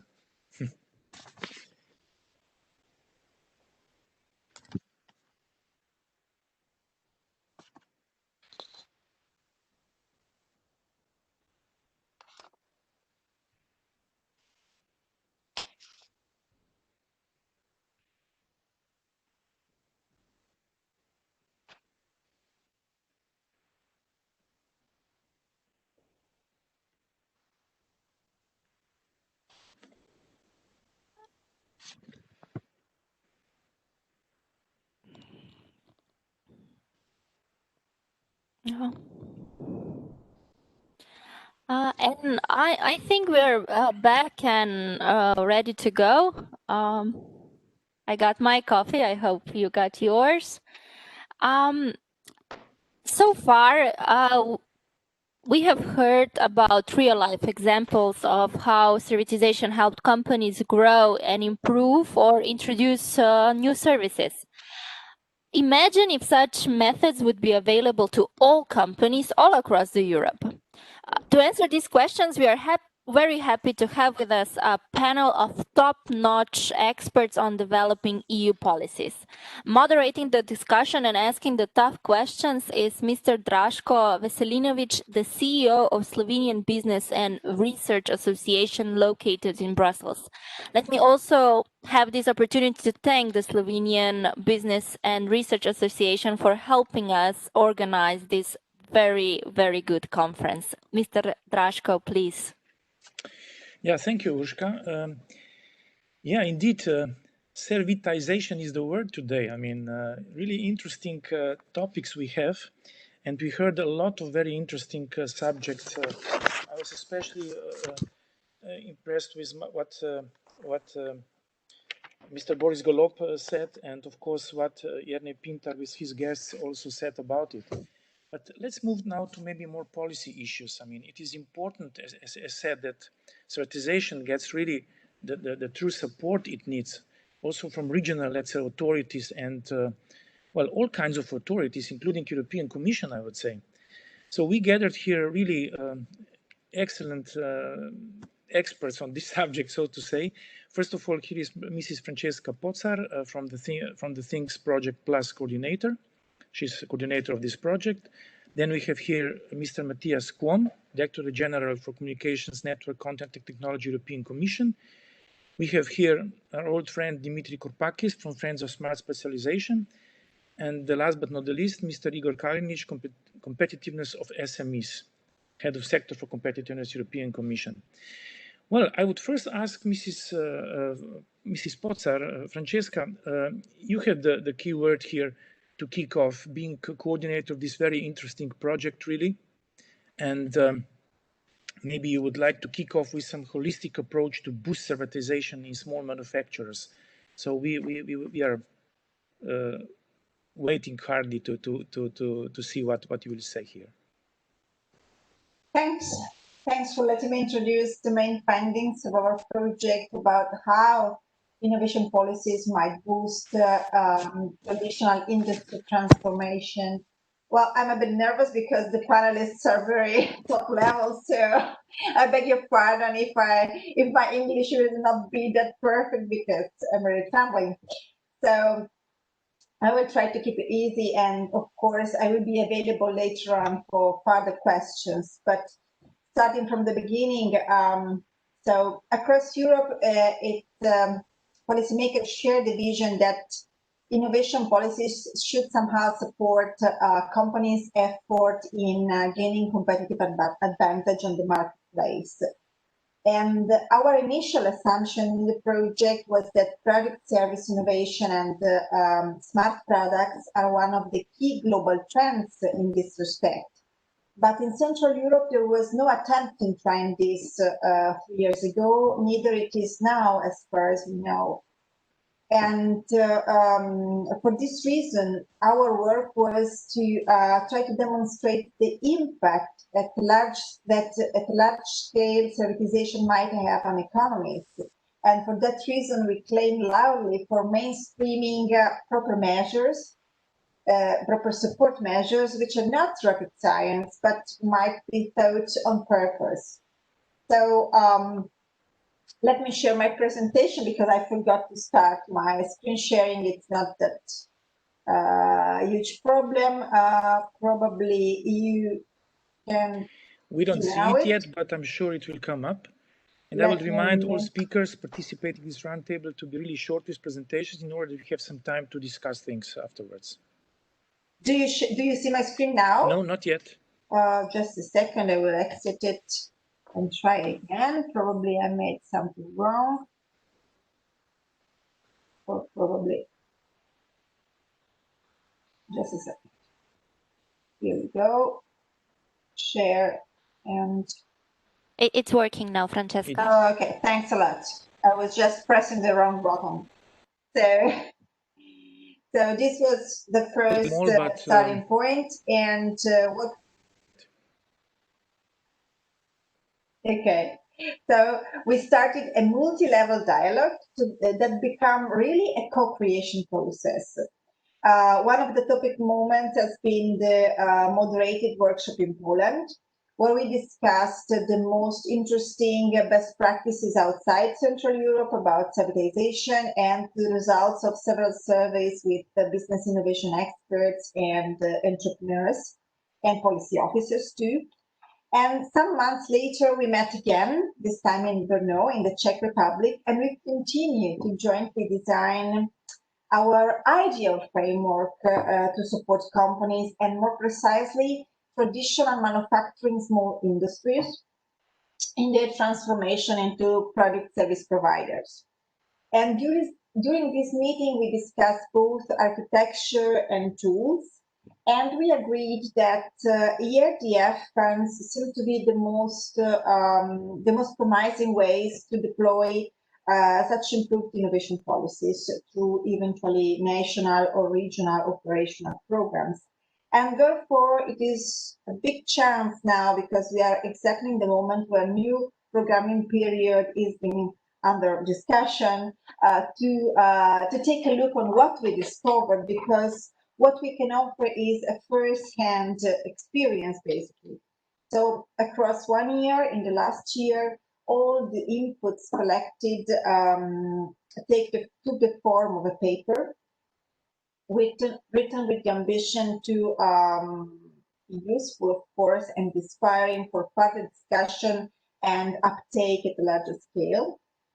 We identified main barriers towards servitization, main opportunities, target groups, and of course, we defined the most promising areas of intervention and clustered them into 3 main groups. The first is preparatory digital innovation awareness raising initiatives, because of course competitiveness in servitization is strongly connected with competitiveness in digital technologies. Second group of actions is about vouchers and loans to lower risk in the go-to-market phase, because they are the most effective and appreciated way to solve a practical but critical problem related with the financial support to companies during their change.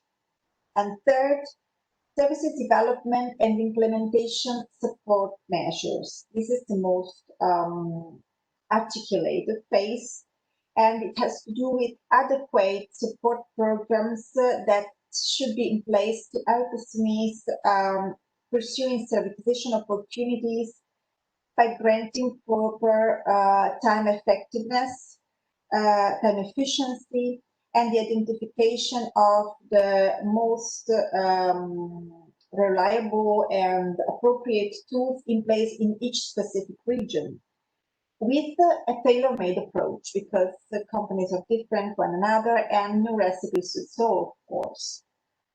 So what? At the end of the day, we came up, and it was not on purpose, with a sort of holistic approach, and this is the title of my presentation. And this approach can be explained in 5 steps, and it represents our ideal intervention logic to support servitization in a comprehensive manner. So we have 5 steps. The first one is, of course, to review and update innovation policies at regional level to include servitization as a strategic innovation category and align these measures to regional smart specialization strategies, of course. This is important. Then in the second step, we have capacity building measures for both innovation enablers and business community, including ownership, top-level management, but also workforce. And in this case, in terms of concrete measures, for instance, up-to-date training offer at regional level could be put in place, for instance, using European social funds or any regional or national digitalization program, of course. So far, servitization is not included in such programs. And then we have steps 4 and 5 that have to do with the measures that need to accompany companies, sorry for mismatching the words, in their real uptake of servitization in their own business model. So we prepared all these and we somehow had a sort of a list of recommendations to policymakers that have 2 different target groups. One is micro, small, and medium enterprises, and the other is related to business support organizations in regions that are offering knowledge-intensive business services, that is, innovation enablers. These are fundamental. Of course, this is our perspective, and I'm selling my job, of course, but the result is that, and it is also the result from the activity and pilot action with Central European companies, is that innovation enablers are really fundamental in unlocking this potential. Companies alone are not able to reach the same results. For that reason, we decided to divide recommendations into 2 groups. And we came out with 8 practical tools that potentially can cover those recommendations by serving different purposes that are presented in the policy paper. In our exercise, we offered a detailed description of each of these tools with the possible functioning of them, but of course, this is just a theoretical example, a theoretical exercise, and each and any of them should be or shall be adapted to the local needs and situation. What it is important to me is to say that all along the process, our concern was to be accountable. So the concept of accountability, which is to offer a set of tools and instruments that policymakers can easily check, and for which the real impact can be measured not in ages, but in a short or medium term, let's say 1 year, 1.5 years, against evidence-based results. This is how a tool, among the others, in the policy recommendation paper looks like. This is a structure that is the same for every tool proposed. And I'm not going to go into details, but I just want to thank you for the attention and to say that we are, of course, available to discuss it deeper with all the participants of today's event that are willing to to know a little bit more about this. Of course, our aim was not to prepare a tool set or a recommendations list that is comprehensive nor perfect. But what we produced in our policy paper is based on field experience of managing authorities, of implementing bodies, of entrepreneurs, of innovation agencies. And for that reason, in my opinion, they deserve consideration. And so for that reason, thanks again for your attention. And now the floor is yours.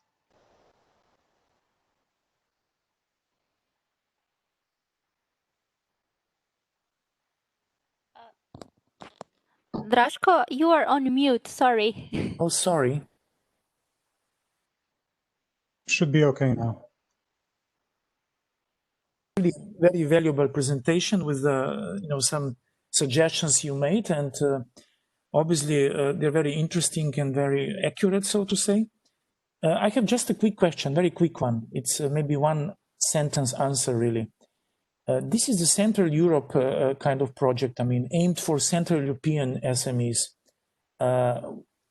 Why only Central Europeans? I mean, will it be possible also maybe from some other SMEs from some other, let's say, smaller countries? I maybe more understand it's more focused on smaller SMEs, smaller countries, let's say.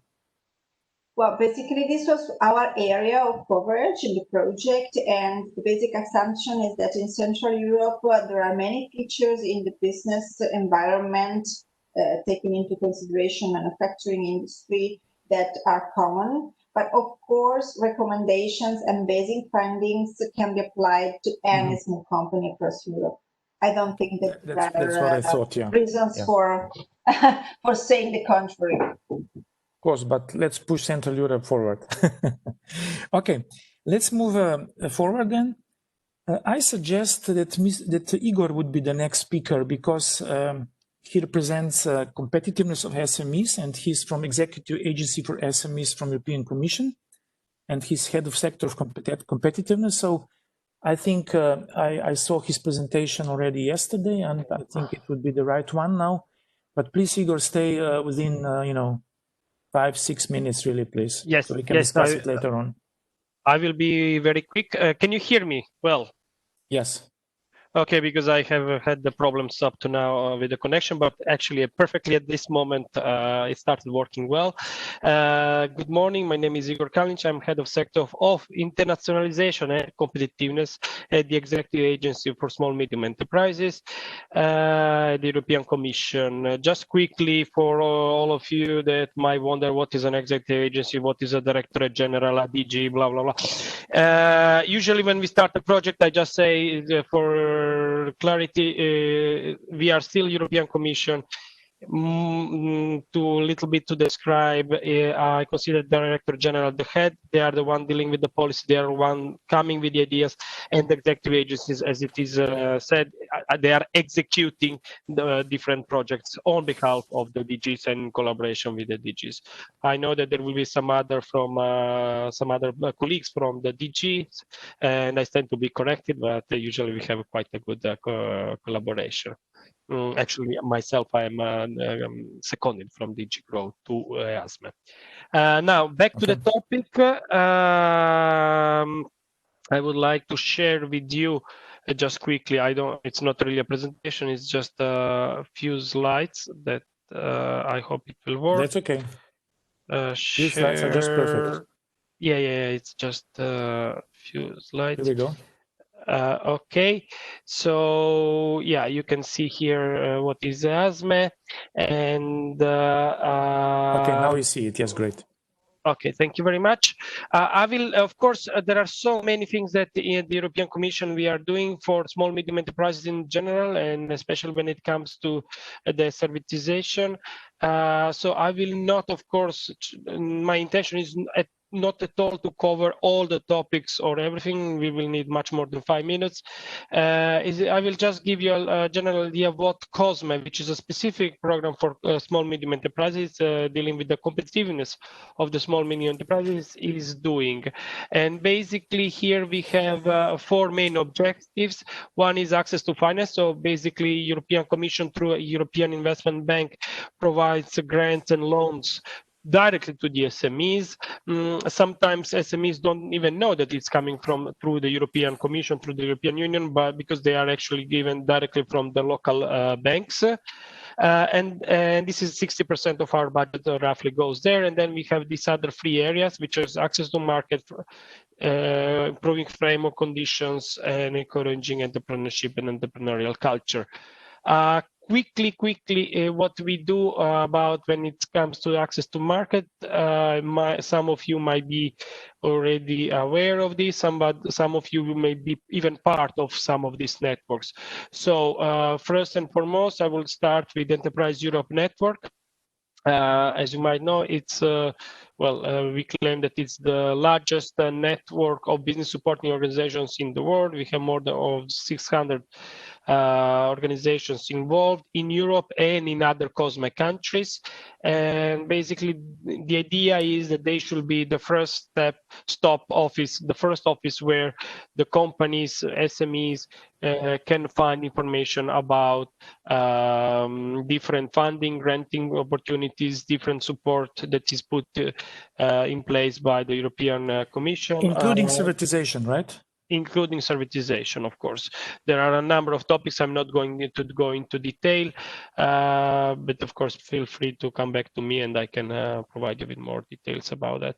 Another very important thing is that actually we are trying to make our companies even more aware. It's are the IPR help desk, and these are the help desks that are, one is at the European level, and then we have 4 internationally, one in China, one in Southeast Asia, one in Latin America, and the one that is newly started in India.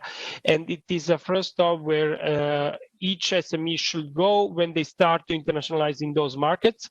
So our problem is that sometimes they go after they have problems instead of going before having problems. So this is very important. Then we have other initiatives like EU-Japan Center, so that's international entrepreneurship, a number of the bilateral chamber of commerces as well.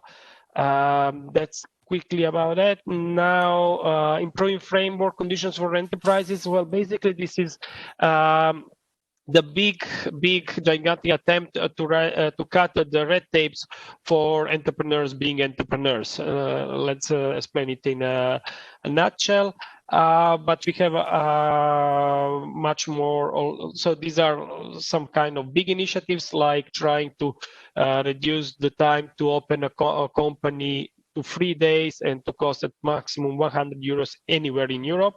Some countries are doing better, some countries are still catching up. But we have also some initiatives that are more specific, like promoting EU clusters. So we have just launched a big event that is European Clusters platform, and where we are trying to put together not the companies but the clusters of companies. It's a very interesting initiative. And from this slide, you can see that actually what is interesting, we are not only looking and supporting those high-tech, super nice startups, scale-ups, and whatever. That is very interesting and very nice. And we have a EIC, which is a European Innovation Council project that is supporting them. But we are also looking to the standard traditional, what I call traditional small medium enterprises that actually make 99.9% of SMEs, and sometimes they might not sound maybe too sexy for the politicians, and they somehow overlook them. But we are very well aware that we need to support actually those companies, and the small, I don't know, electric company from northeast of Italy that has 60 employees. Yes, they have 60 employees, whereas a startup has 3. What can I do with 3? Fine, good. Maybe one day they will become a Google, but nowadays I have to deal with thousands and thousands that have 20, 40, 50, 60, and whose innovation is incremental, and they really need the servitization support. In this perspective, we are also encouraging the entrepreneurial culture with a number of projects, but my time is up, so I don't want to steal time from other presenters. Igor, thanks a lot, very comprehensive. We might come back to these subjects later on. Let's hear now another colleague from European Commission of yours. It's Matthias. Matthias, are you there? Yes, I'm there. Hello, everybody. Okay, great. I introduced you already before, so you can kick off, and please keep on time. Good. So after the presentation and view from Markus and Igor, which presents more the industrial policy side, I will now, as a member of DG Connect, present more our digital view. And we think that digital is important. We had a good explanation of servitization in the morning by Boris, and he told us that servitization drives new technologies. We think it a bit the other way around, that digitization drives also servitization. But at the end, it doesn't matter which viewpoint is more valid. I think this is a good example for co-creation. And what is important for us is that we have an ecosystem where the data is available to develop such services, because we think data is crucial, because even if the services are local or locally delivered, it's important to have the data to, on the one hand, improve the services, and on the other hand, to scale it, because the more data you have, the better you can automate things, and this is important for scale up. So data is important, and you can hear it in every speech of our commissioner, how important he sees the data and what measures we are planning here. We have published in February the digital agenda, where we have described several measures, and I don't want to go into detail on every of these measures. So, for example, we will develop manufacturing data spaces, which we see as an important basis. We'll also have AI test and experimentation facilities, where we have the opportunity to test new applications and services that are essential for such a servitization as a kind of a building block. And what I would like to present now is what we have in also the industry strategy, that is our network of digital innovation hubs. We started this initiative for digital innovation hubs in 2016 in the Horizon 2020 program, and we are already very successful, and this was the reason why we want to extend this program with the new Digital Europe program. And here the aim is to set up a network of up to 240 digital innovation hubs after the cuts that the Council has proposed.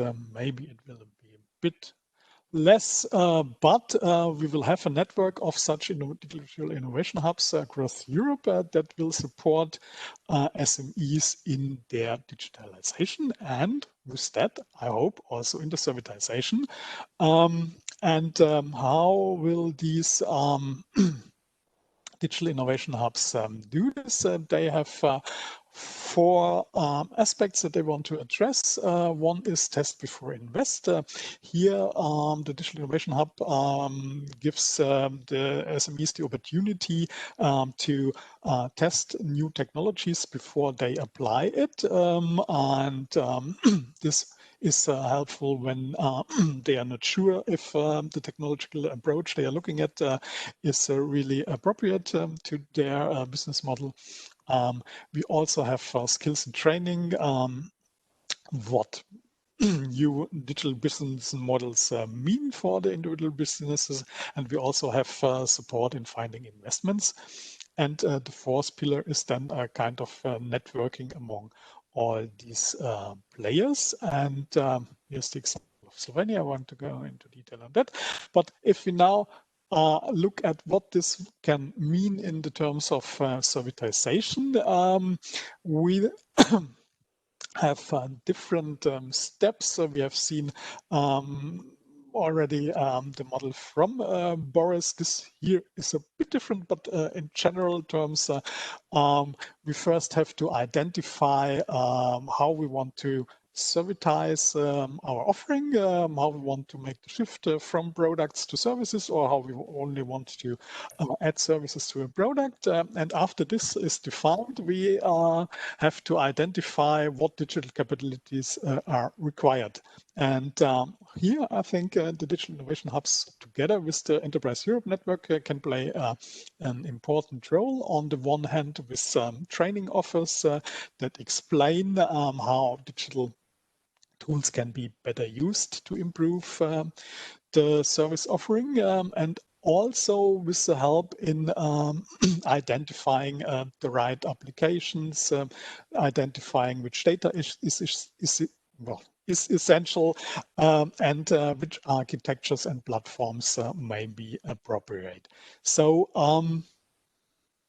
that's the reason why we think digital innovation hubs can play an important role for the servitization, and we have already the hubs running, and we think that with the Digital Europe program, the possibilities of these hubs will even be extended, and therefore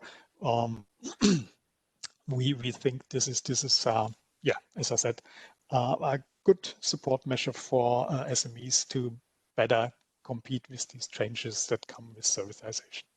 That's it from my side. I'm open to questions. Yes, thanks a lot, really. We heard some valuable points from, let's say, digital point of view, so to say, really.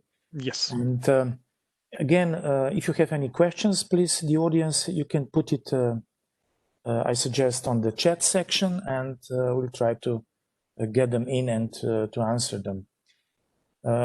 Okay, we have here the last but not the least, Dimitri Korpakis, long-time European Commission, now being one of the friends of smart specialization, really expert on that. He likes to talk about this issue. Dimitri, I saw your presentation yesterday. It has 15 slides, so or something like that, but I'm afraid you'll have to keep on time as well. So, so please. Thank you very much, Drasko, for this introduction. I will try to be quick and to focus on the essential. So I will now try to share my screen. Let me see if I can get the right one.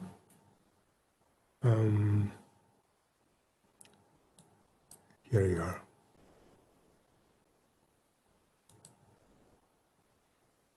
It's coming up. Can you see this? Not yet, but I think now we see it. Yes, great. Okay, thank you very much. So thanks for inviting the Friends of Smart Specialization to this presentation. As I said, I will try to be quick. My name is Dimitri Korpakis. I was working in the European Commission for several years, more than 30 years.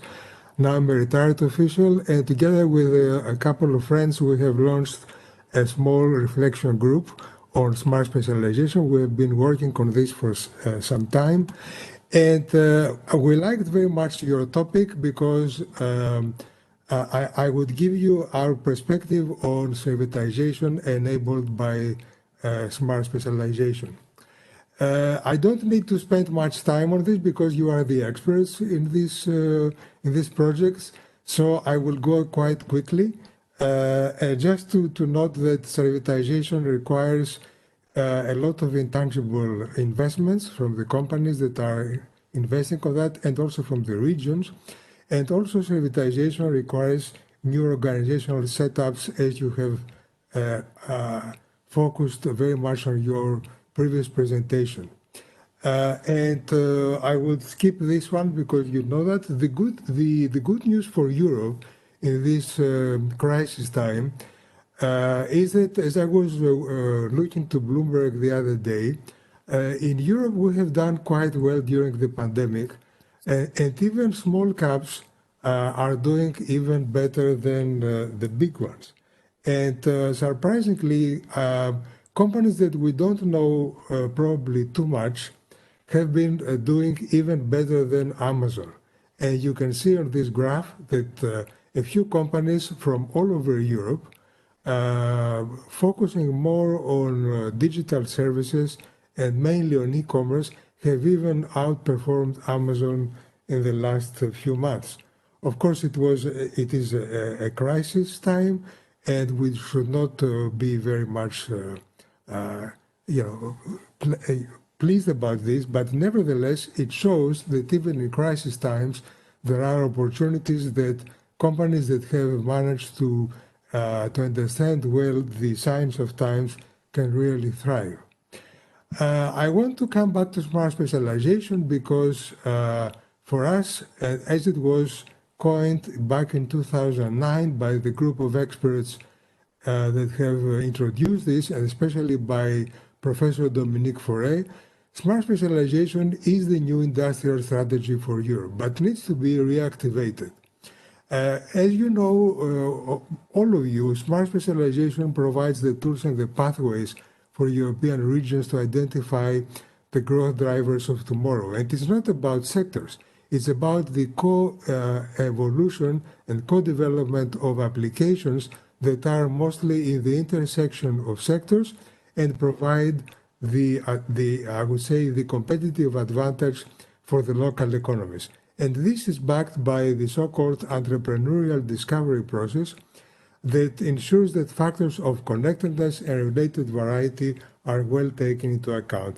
And servitization is a unique opportunity for adding value to products brought to the market by European SMEs. And here I would like to focus on the role of clusters. There are a lot of advantages on smart specialization. I would like just to focus on a few things. They help you to focus on your competitive positioning of your economy, on focus on smart complementarities, on the alignment of your resources in an optimal way, and also to identify the best tailored policy mixes and policy integration. And one of the examples that you can actually see in this project is how you have managed to go around the different policy mixes and make the most of the Interreg initiative, which has a lot of hidden gems, as we have seen. There's a lot also of unmet potential, because at the moment, smart specialization is, I would say, landlocked in regional policy. And it shouldn't be this way, because it was introduced in the realm of research and innovation in 2009. But for a number of reasons, it was only taken up in the European Regional Development Fund. So our premise is that we need more or less to mainstream smart specialization and for making the most of its potential, and integrate it into many policy areas of the Commission, including research and innovation, including DG Grow, and including a number of other areas like energy, for example, climate, and particularly now with the European Green Deal. We are living in a very important moment of our history, and in the post-COVID economic consideration, you have all heard about the different V-shaped, U-shaped, L-shaped, and W-shaped possible growth scenarios for the post-pandemic. Nobody knows exactly what's going to happen. What we know is that all this will depend on the resilience of the different firms, sectors, location-specific SMEs and clusters. And I'm using here a graph by Christian Kettles. Here we have adapted a table from McKinsey in June 2020 that you could see that there are a lot of sectors in the economy that more or less have been resilient to COVID. And starting for the more stable, I would say, as food, retail, pharmaceuticals, ICT, food and drink, going to the most shaken, for example, services, air transport, the tourism sector, where a lot of problems still persist, and we will have a lot of recovery efforts to do later on. And all this can be really tackled if you see, for example, how we can organize the resilience of our local economies and how we can make this crisis a catalyst for change. And again, all this can really based on the resilience of our businesses. The post-pandemic recovery can also be strengthened by smart specialization, but as you have said in the beginning, a lot of new capabilities will evolve with a new design and update of smart specialization, where we will have to integrate new methodologies and a new narrative in the based on the Green Deal and the digital transition. And the local authorities have a clear role to play here, always focusing on a quadruple helix organization. And in this context, servitization can really focus on connecting the local economies with global production networks and with the invigorated new European value chains. And the real problem will be how we can really make this transition, on the one hand, facing the challenge of Industry 4, and at the same time facing the challenge of the post-pandemic economy. So we need really the shift from S3 to S4, as we call it now. S4 is the new smart specialization focusing on sustainability and the digital transition, again focusing a lot on stakeholders and civic society. And we need to do it by integrating a lot of the new instruments in place. Again, you will see we're talking about a lot of silos in the Commission, but we need to make the most of a better integration because there are a lot of new instruments on the table, and if we are able to take advantage of this integration, we will be able to manage. So we are there to help you. If you need any kind of support, we're totally non-profit and totally independent. We love intervening in workshops like this, and we wish you the best with your project. Thank you. Dimitri, thanks a lot, really. And that's what, I mean, why we invited you also, as you were saying, just hear the last words that you put on. Actually, we got quite some questions in between on this chat part of the system. Well, one question was, I mean, why servitization is so much more successful in US than in Europe? Who would like to go for this one? Very brief answer, I mean.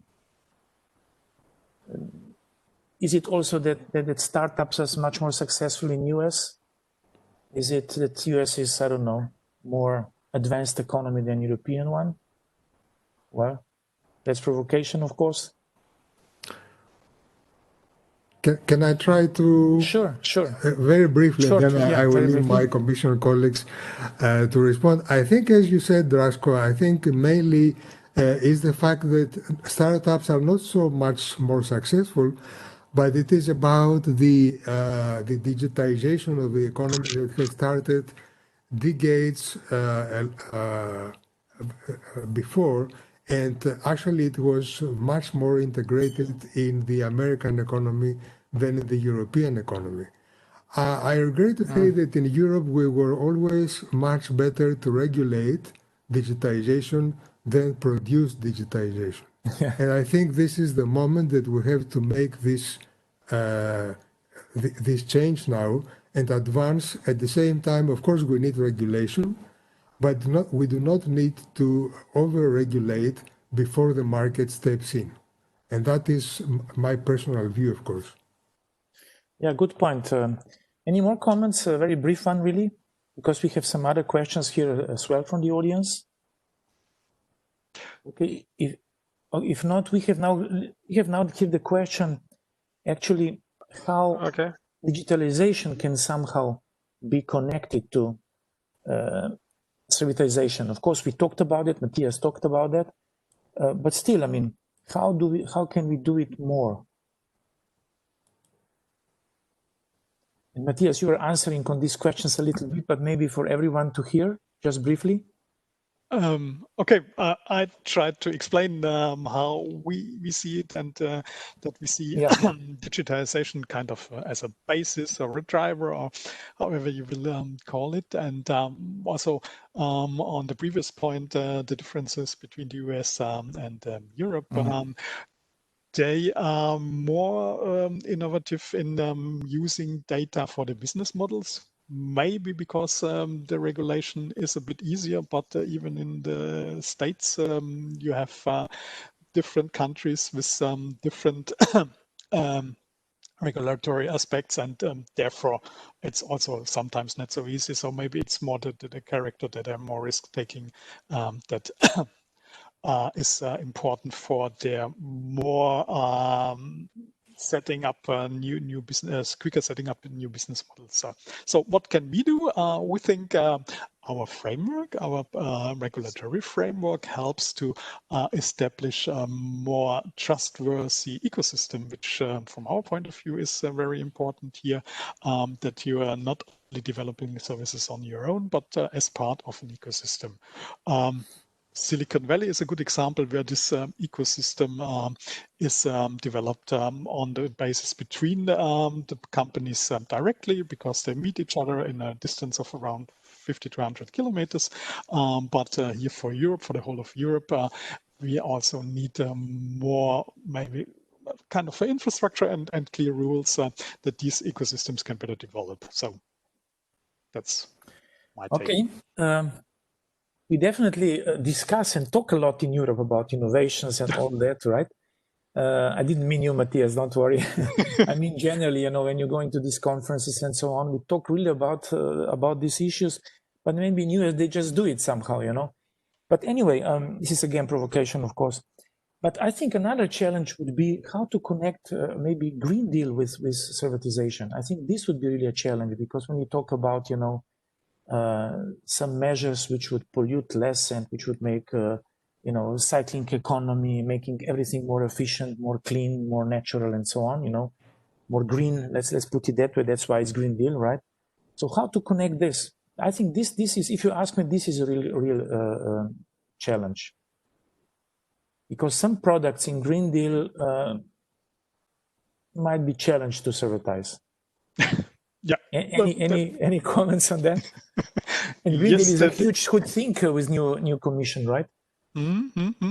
It's very important, and on one hand, digitization can help with the Green Deal. Here also on the one hand, because the better your databases is, the better you can steer and monitor and steer and act.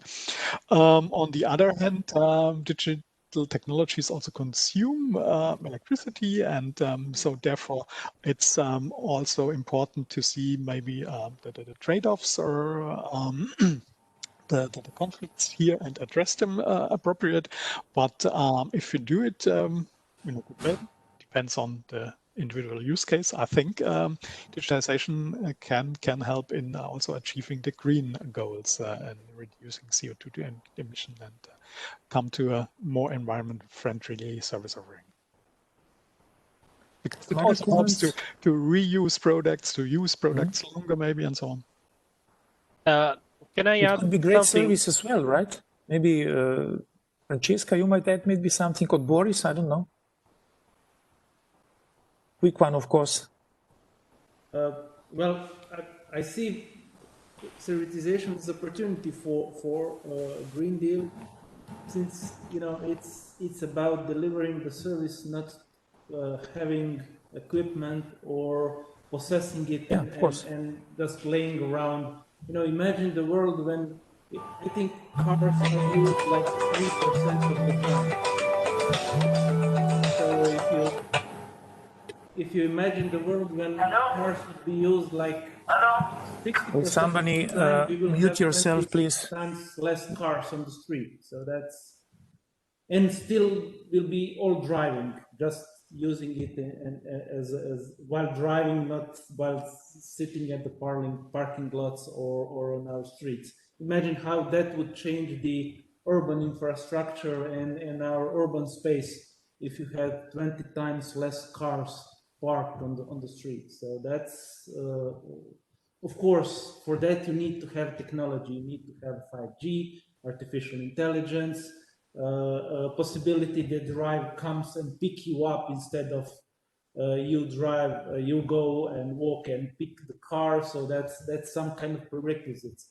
But that's actually, we have those technologies, and if someone said, okay, that's on, that is like 3 or 4 years migration period. So that's not something unimaginable, and that would be a huge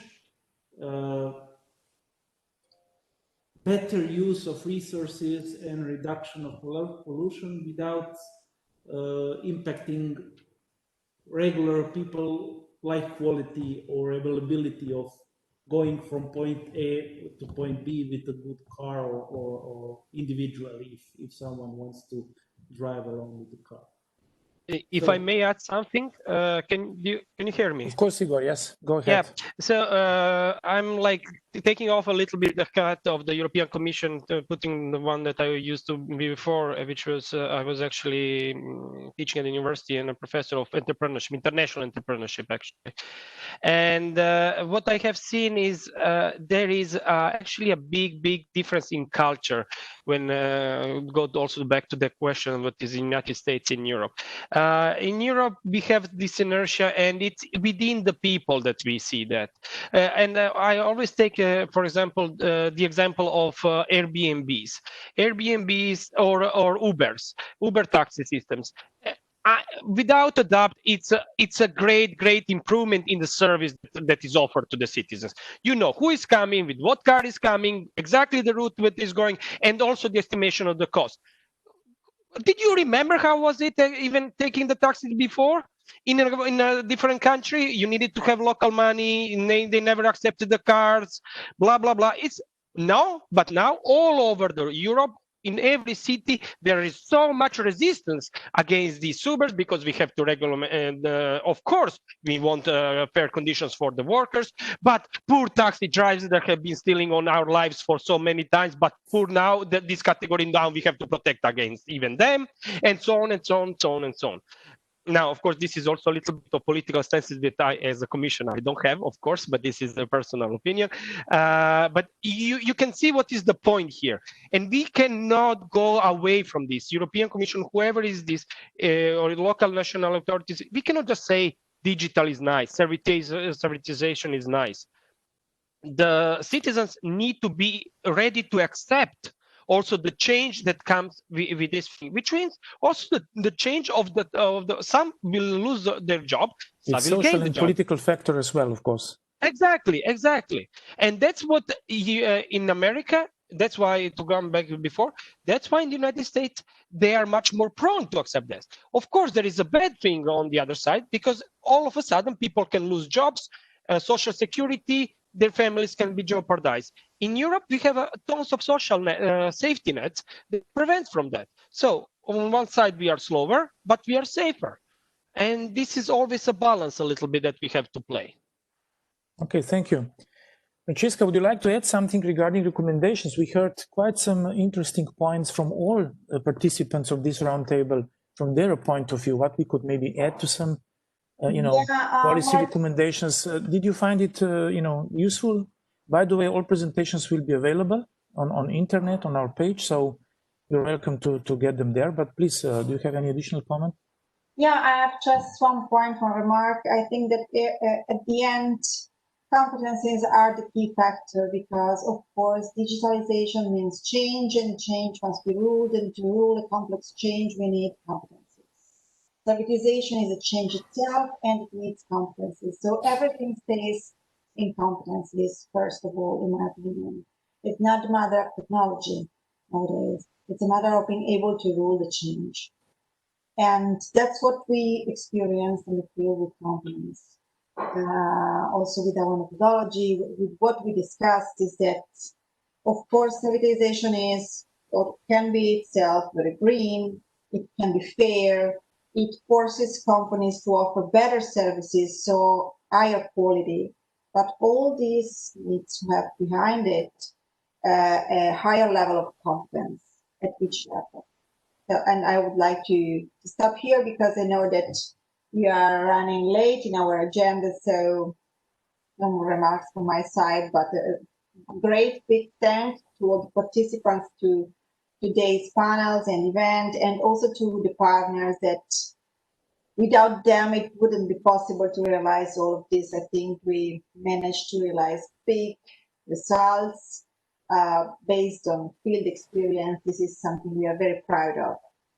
So we involved really hundreds of people in Central Europe, and our findings are based on their experience and on their feedback. So I think we're not cheating with our results, and it's not a blah blah. Well, thanks a lot, really. Congrats for the project again, and to all the speakers in this round table. We are actually right on time, although we are a little bit late in the beginning, but we caught up. But let me finish with this. I mean, when I was thinking about servitization, you know, actually it's another way of selling some things, right? Getting closer to the customer, getting under his skin or her skin, so to say, right? And that reminded me a little bit on McDonald's, you know, going quite a lot back in history. McDonald's became very successful when the owner and initiator, the entrepreneur, understood that he's not selling hamburgers, but he's in the real estate business. So actually he was selling, you know, something else for something else, you know, and that's maybe an interesting point from history about this issue. So how to package it differently and to be more successful. Okay, I will end up with this, and understand there is going to be a wrap up. And as I said, again, thank you very much for participating, to the participants of this roundtable, and to everyone participating in this conference.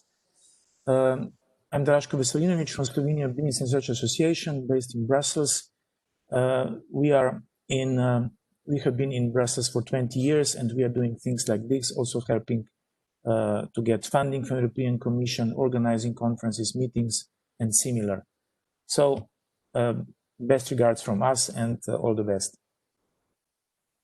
Thank you, Draško, and again, thank you to all the panelists. I would like now to invite Mr. Fabio Ferrulio, who is the CEO of the Friuli Innovazione, to just give a few short takeaways from today's conference. Mr. Ferrulio, please. Okay, thank you. Good morning to everybody. And let me, of course, thank all the attendees and the speakers at this webinar, and the whole Team Plus project team, and of course, Francesca Pozzo. What has been said here this morning is, let me say, quite simple. There is a great opportunity today for manufacturing enterprises, in particular SMEs, and this opportunity is servitization. Today we have been told a lot about servitization. I really do like much more refer to servitization as a product as a service, because this is much more meaningful. No product to be invoiced, only services. This is for the most expression of a real servitization. The other point is servitization is not technology. Technology is everywhere. We are surrounded from technology, digital, and so on, but value is not everywhere. So the very big issue is value, not technology. And what we are seeing, servitization as Think Plus project, as experience, must be considered a strategy innovation project, not a technological or digital one. Of course, we need technology and digital, but these are tools and powerful tools, and we have to consider properly just as tools. The other point, of course, is that also Europe, we have heard some speakers before, is telling us that servitization is impacting SMEs. And what we are doing today, but what we have done also during the project, is to share this experience at a regional level. And also with the policy paper has been produced with the meaning, with the objective to help regions promoting and supporting servitization projects locally. Because, of course, regional policies can help businesses and especially SMEs to be more competitive. Another point that some way has been touched before was that we know that today we are living in COVID time and everything has changed. And also the speed of the market change and the competitive pressure. And a lot of things that we just consider as opportunities some months ago, today are mandatory. Before has been highlight the difference between US and Europe. Of course, there is a strong cultural difference and a strong competencies in delivering value and business opportunities. And also we have just seen a recent report from McKinsey that highlights with some numbers how has accelerated that has been a tremendous acceleration ongoing digital projects from SMEs and from enterprises in this period. So I guess that just two really elements have emerged as priorities, in particular for SMEs. One, of course, is coordination capacity. That means also partnering.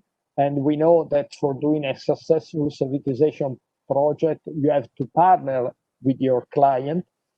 And the other, as was mentioned before, are competencies. And another thing is that in this particular situation, the role of the regions is fundamental. Regions are very close to the territories. They know the economic and social fabric, and for this reason, I guess, have a great responsibility for the growth and development of their territories. And especially in today's situation, they must set up a new way to support competitiveness of business, the coordination of open innovation initiative and partners among companies and business service organization, and prepare the condition for develop new competencies consistent with current times.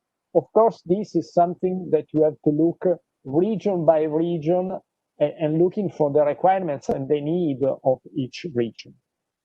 So we know that servitization, through servitization, you can increase your market share, you can penetrate new markets, you can go international, you can also create new jobs and local and stable jobs. So in conclusion, now I think that we have helped regions to understand servitization, and we want to help regions to prepare measures that support its adoption by businesses. And we have just delivered this first document, these policies as a tool, but of course we are available for work together and for give further information and indication. So let me say our final message is our invitation to spend some time reading this policy and start thinking how to apply to make enterprise aware about servitization.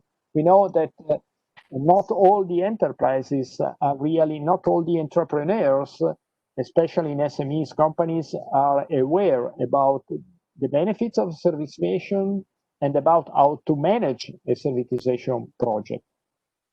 And we are also, through this large team group of Team Plus, available to provide the right competencies and to support enterprises in this journey. Because in order to let companies succeed in their servitization project. And we know that those companies that will succeed in servitization today will overcome the today's situation, but also will be much more strong in the next crisis. So let me say that we have done the job, and now it's up to you, up to the region to leverage from this job and to work together to let increase competitiveness of our enterprise. Thank you. Thank you, Mr. Friuli. I think you really wrapped it up very good. Thank you. Thank you also to all the speakers that joined us today. We learned a lot today, but many questions were raised, and we still have a lot of work to do. And thank you to all the participants that stayed with us for almost 3 hours. You've been great. In the following day or two, you will receive a short survey and a list of all materials and presentations.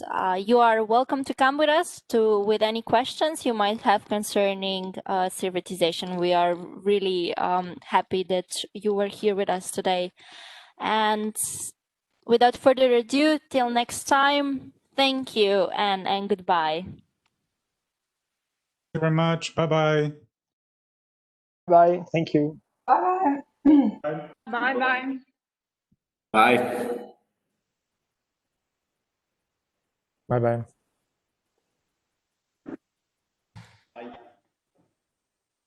Bye-bye.